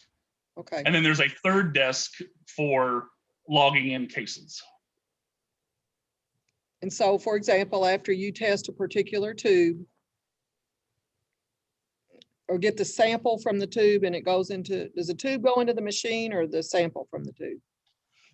So I will open up the blood tube that comes in the kit, Right? and then I will pipette half of a milliliter into a sample vial that I have prepared with the N-propanol standard. Gotcha. And then that tube, after you have taken the sample, that tube goes back in the same kit box. Yes, I seal it up. I put the seal back on the tube itself, and then put it back in the kit, and then close the kit up and put a seal on it and initial it. So the chance you're going to get the wrong tube in the wrong kit is pretty slim. Yes, Your Honor. Okay. The thing that's a little bit hard to understand is that from the time the sample's taken till the time it's opened at the lab and labeled, then is logged in, then goes to the refrigerator, and it's taken out of the refrigerator. The effective refrigeration, I'm sure there's science to it, but why it's refrigerated for that period of time and not leading up to that time, that's curious. Your Honor, Yes. that was actually getting into the questions that I was attempting to ask him earlier that was objected to. And Judge, if I may respond to that, I think we're here for a chain of custody, making sure that it was taken care of, and Mr. Smith has testified that following normal procedures it was.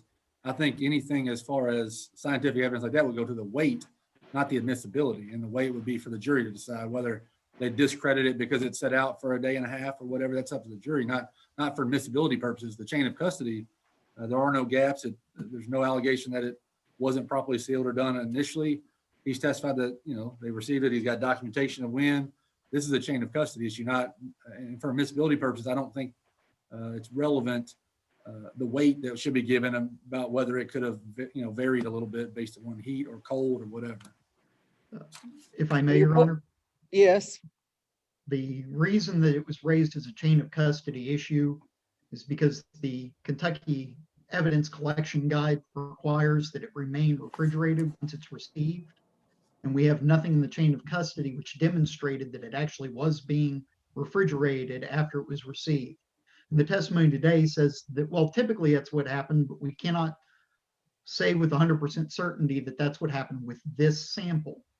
And the reason that matters is both in I can barely say it unless I'm looking directly at it.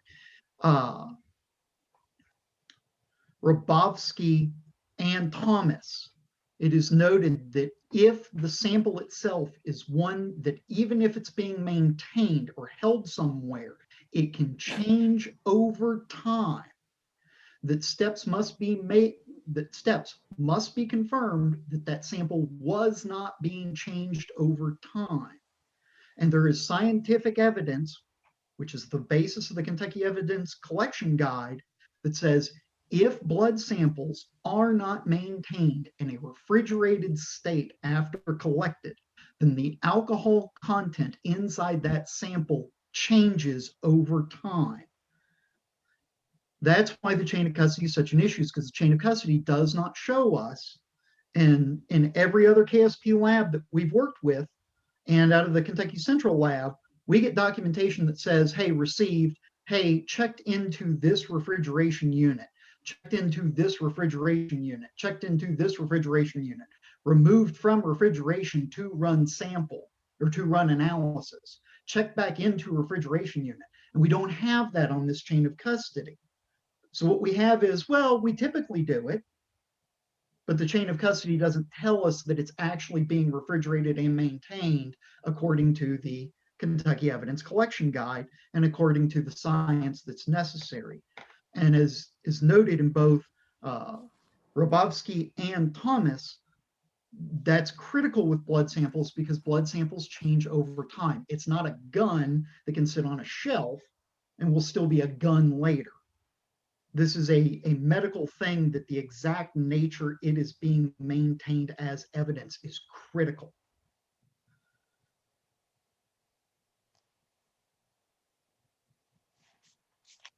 Mr. Evans? Judge, again, I don't disagree that the Robofsky case talks about there being a difference in clearly identifiable or distinguishable things like a gun versus blood. However, I still think the cite and the quote in Mr. Stopper's motion is somewhat misleading the court. So long as there is persuasive evidence that the reasonable probability is that the evidence has not been altered in any material respect. Mr. Smith has testified that there's nothing in his notes, narrative, or chain of custody form that would lead him to believe this was not conducted in the normal course of what they do for every other sample. I assume in every lab, at least in his lab, in Western lab at the time. There's nothing that indicates to him that anything was done incorrectly, not done properly according to the common procedures that they use. It's not that in the Robofsky case, the Commonwealth put on absolutely no evidence of chain of custody, and I mean zero.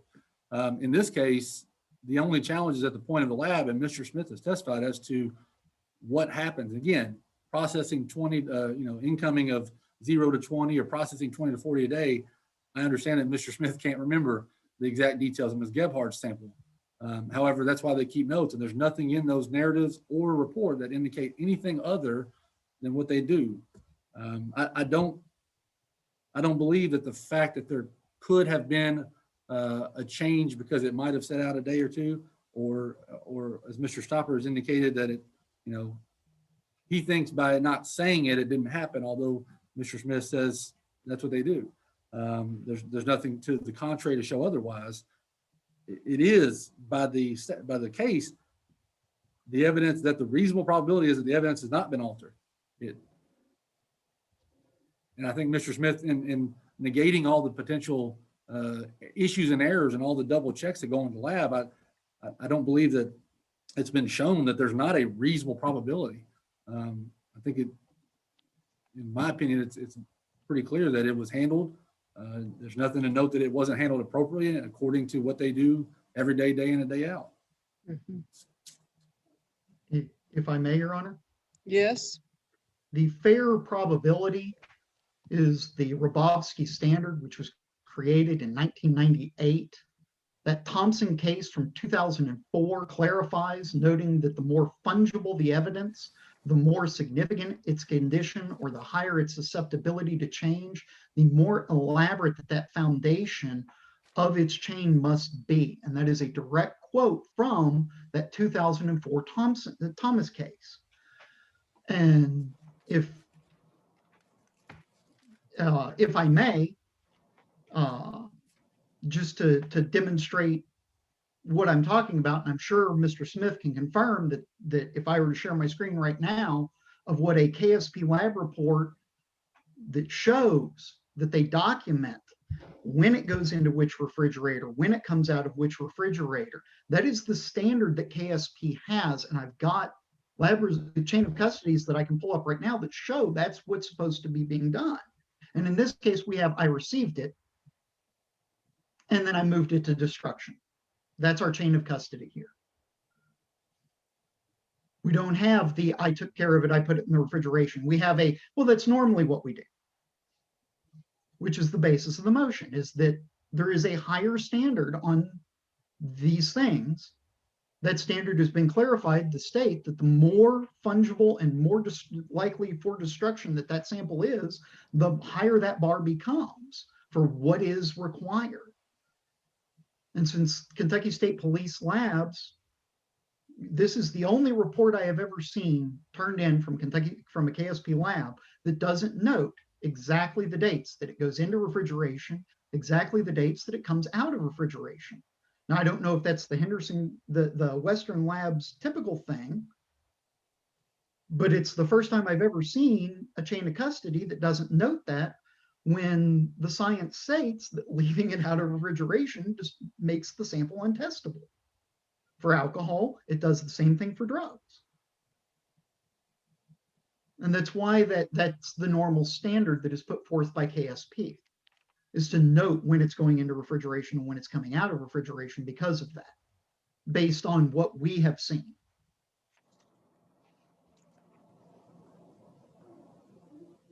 And Judge, if I may, You may, Mr. Evans.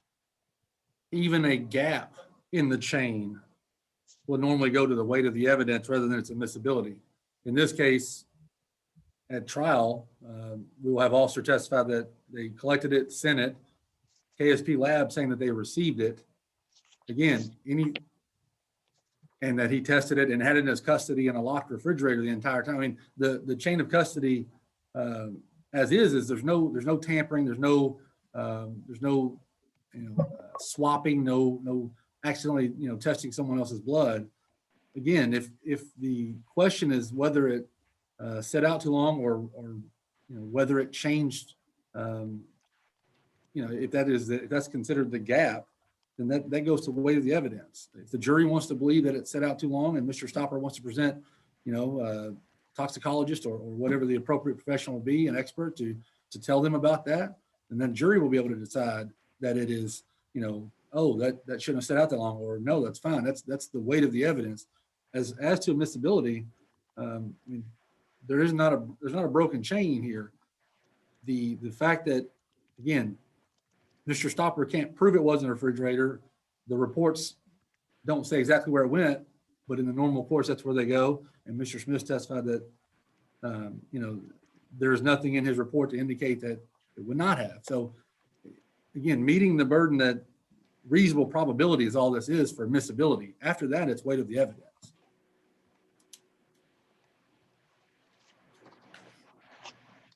Mr. Stopper, any response? Give me just a second, Your Honor. Did you stay? My answer to that would be that it's not my duty to demonstrate that the Commonwealth's evidence meets or fails to meet a standard. It is his duty to present that his evidence does meet the standard. That duty includes demonstrating that the sample as it was tested is the same as the sample as it was collected. That is a part of that duty. Now, the burden, as Rabowski said, was the reasonable, let me just a second, I gotta pull up that quote again. The reasonable probability that it has not been altered in any material respect, and that's quoting United States v. Cardenas. And that's fine for 1998, but in 2004, we have the more likely it is to change, the higher that standard is. We're not saying that this sample has been tampered with. We're saying that blood itself is a fungible thing. It changes over time, and the BAC level itself changes over time. That's why KSP requires that it be refrigerated, and we have no demonstration that the sample's been refrigerated. We have well, that's normally what happens.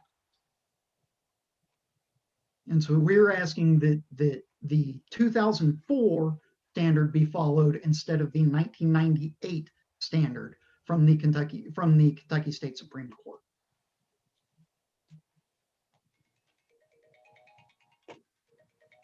Just one moment, please.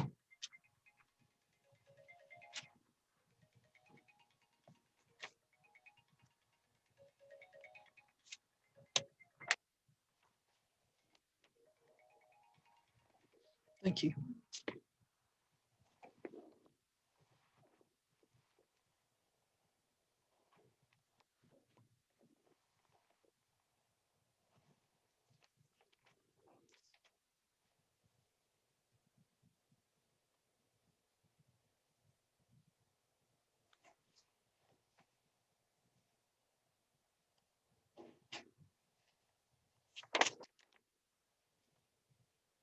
Mr. Evans, did you have a response? Judge, looking at that case, again, I'm going to, restate what I said earlier. I don't want to beat a dead horse, but I mean, even that case, it says chain of custody is not in and of itself, but a term of art describing a means of proving an object's authenticity. There's no gap in our chain.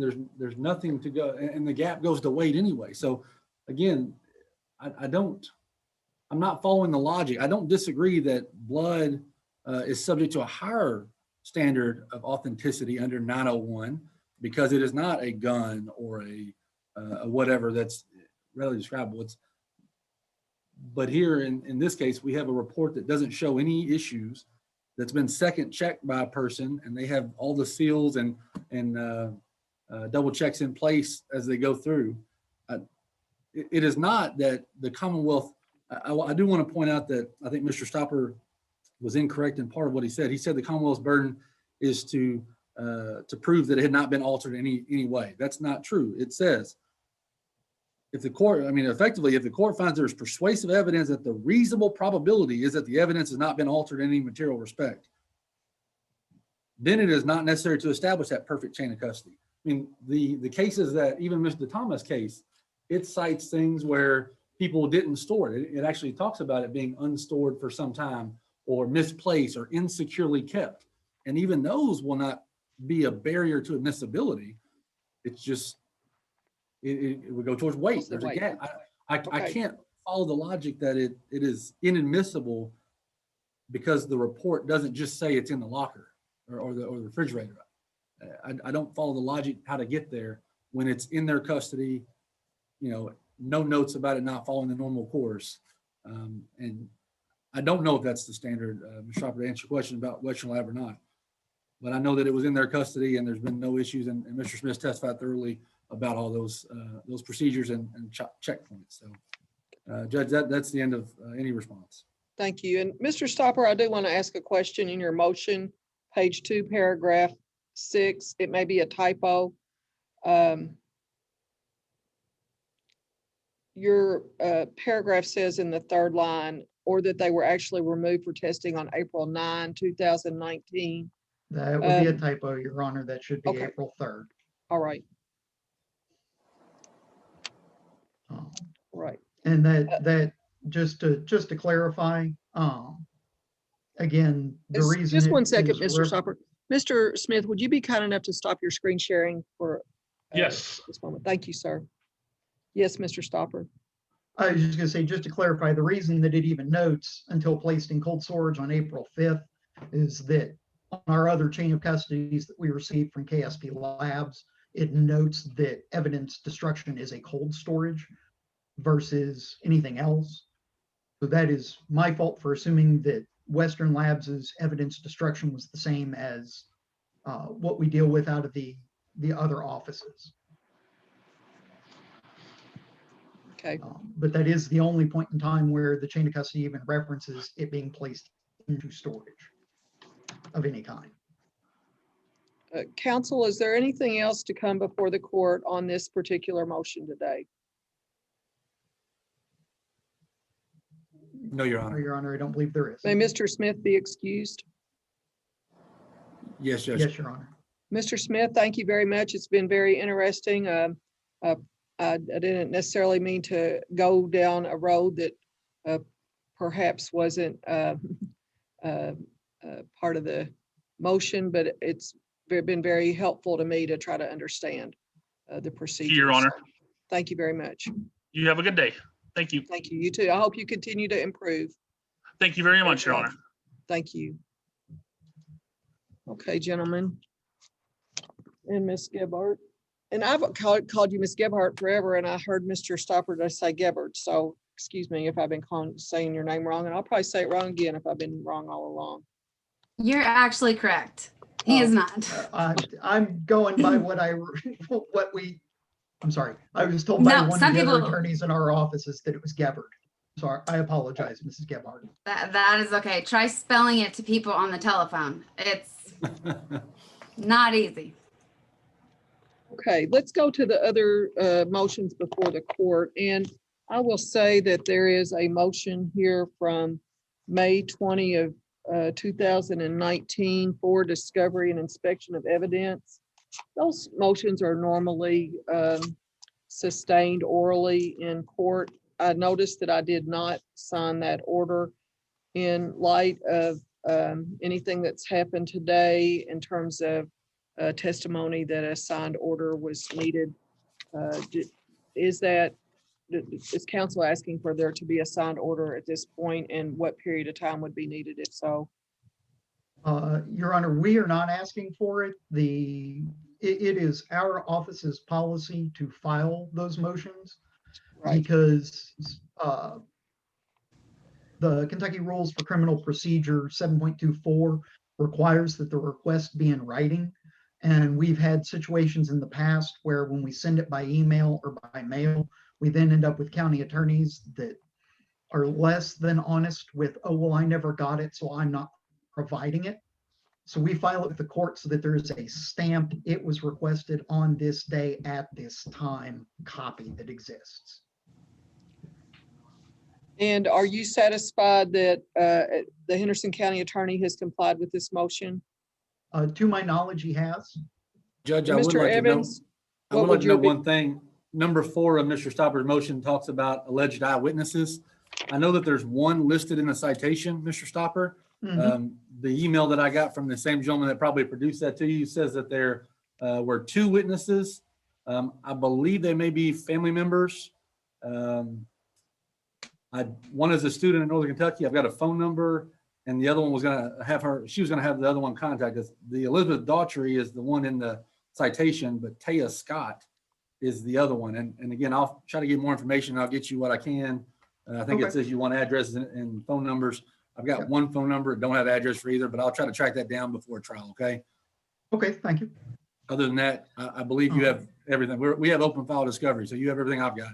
And actually, more. Okay, I think the only other thing which we might have some issues with, and if we do, I'll refile something with the courts that we can talk about it later, is we get some pushback sometimes on officer disciplinary records, merely because we like to double check and see if an officer's ever been disciplined for falsifying Of course. timesheets or anything like that, which might lead to his credibility as a witness. Absolutely. A lot of times the central KSP posts and document people really don't like giving us those unless we've got a court order, but we'll reach out and see what's going on there to see if we need one. If we do, we'll refile a motion and come back and get it then. What I would recommend, and again, we have open door policy on that stuff. So if we have a pretrial conference on this date, I will ask my staff to send a Brady subpoena to HPD asking for anything about the officer. And if they Okay. produce anything, I'll let you know. And if not, then I'll let you know. All right. and then Mr. Evans, there is your motion for reciprocal discovery Yes, Your Honor, it's It just a was, standard motion. filed on September 24th. And on that, the docket, the file on that date says the motion was continued, so. Judge, it's a If- standard motion for reciprocal discovery. The rules allow, if we have, if the defendant has filed for discovery and we've complied with that, to file our own reciprocal discovery. And we have done that. I've not received anything. I don't know if Mr. Stopper has anything to produce, but standard course for me to file. At this time, I don't have anything, but I will need to double check with the other people in our office just to make sure that anything that might be heading your way is going to be heading your way. Absolutely. How about, if it's okay with you, if we are going to set a pretrial trial date, both of us just have that follow up and to the other by the next pretrial. Does that work for you? That sounds good to me. Awesome. And then I have before me also a motion in limine for an order prohibiting the defendant's counsel, any witness called by defendant from relating to the jury the future consequences of a particular verdict, et cetera. And Judge, we can handle that closer to trial or we can handle it now either way. It's pretty standard motion I file for basically collateral consequences, suspensions of licenses, professional licenses, whatever it may be that's not in the province of the jury. I think the law is pretty clear that should not be talked about, brought up, or in any way alluded to. I mean, obviously the jury's there to determine guilt or innocence and then, of course, impose punishment. They shouldn't be waiting, shouldn't be considering things that are not relevant to in a DUI case now, fines or jail time. They should be considering guilt or innocence and then those two punishments, not anything else during their deliberation. So that's a pretty standard motion I file. Again, I think it's pretty clear, but I like it to be filed for each of my cases. Any response, Mr. Stopper? Your Honor, I'd like to take that up closer to the trial date itself, since it is a motion in limine. And as I've explained to a number of our clients, I'm the pretrial attack dog. I don't do the trials. I don't want to be in a room with a jury if I can help it. Okay. They tend to look at my bald head, my fuzzy beard, and my tending to scowl way too often and are not happy. So I'm the pretrial guy instead of the trial guy. We'd have no problem. Would that be Mr. Forman? That would be with Mr. Forman, but I will, make sure that he is aware that it has been filed. He talked about it the other day in an office meeting that we had, but I will remind him of it again Of course. tomorrow. No problem to wait to the pretrial judge for that. That's fine. To the best of either of your knowledges, are there any other motions pending that, Not to my knowledge. Not to my knowledge, Your Honor. do either of you request the opportunity to file any type of memorandum in regards to today's hearing, or would you like the court to take it under advisement and issue a ruling based on the evidence heard today? I'll defer to Mr. Stopper. It's his motion. I always enjoy the opportunity to write a memorandum. And how long would you need to do that? A week or two should be fine.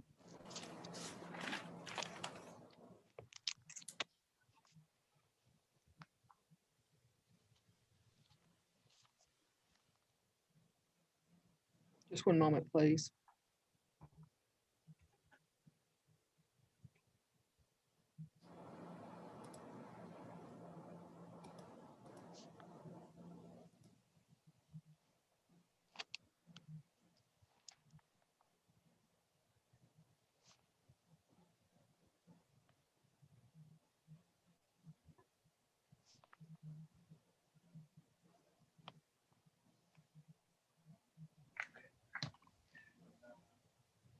Mr. Stopper, you may have until Friday, February the 12th at 4:30 to file your memorandum. And Mr. Evans, would you like the opportunity to respond to that? Or do you Judge. want to file a concurrent memorandum? I'll like to do a response, Judge. And Mr. Evans, you may have until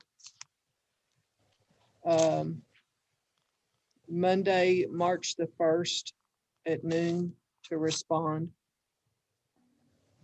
Thank you, Judge.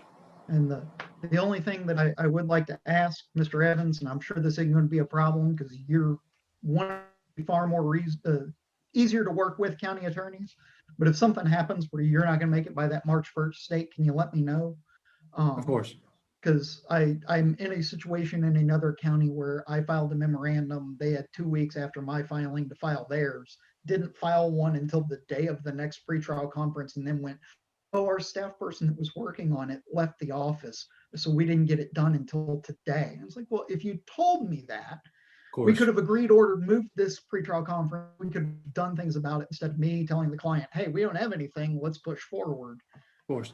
If I anticipate not being here for any reason, if I am not here, I have notes in my file for somebody else to pick up for me. So That's fine. And like I said, I don't mind saying, hey, yeah, that's fine, let's kick it out. I just like the heads up. I appreciate And it. likewise, if that should happen with you, Mr. Stopper, please give Mr. Evans the it'll same be coming. courtesy. Yeah.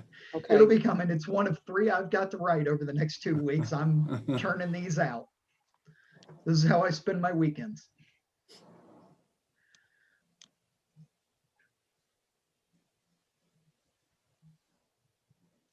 Give me just a moment, please.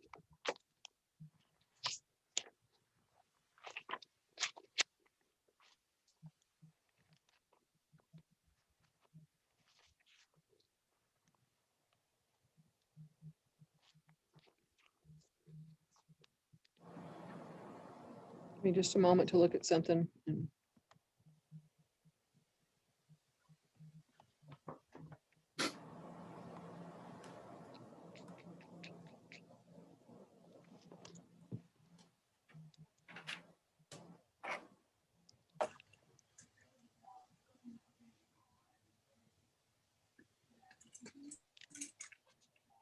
Mr. Evans, with your schedule, would it work for us to revisit where we are on St. Patrick's Day at 1:30 in the afternoon? I'll ask you the same, Mr. Stopper. As right now, that date works fine, Oh. as long as that date works for Mrs. Gebhardt. Well, I'm going to back up just a minute because Mr. Evans, should we do it for your schedule on a Monday? Judge, if it's a different date or time, I can generally avail myself to the court to be present. I do have a busy February coming up with one of my attorneys that's taking the bar and covering a lot of that extra stuff. But other than that, I'll make myself available to the court. So I will say that if we're looking at that week, Monday or Wednesday work better. Mhm.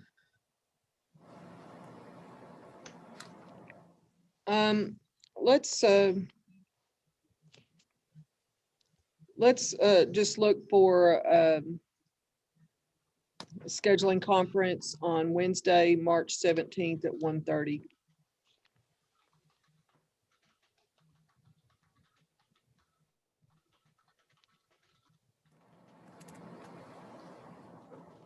Did you say 1:30?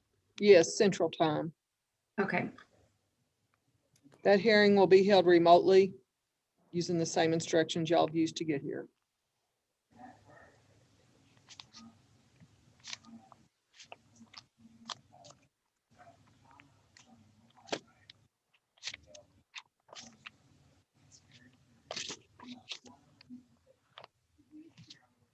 Okay, thank you, Judge. thank Your you Honor. all you. for being here today. I'm sorry for the interruptions. Thank It you. happens. Understandable. Thank you. Take care, everyone.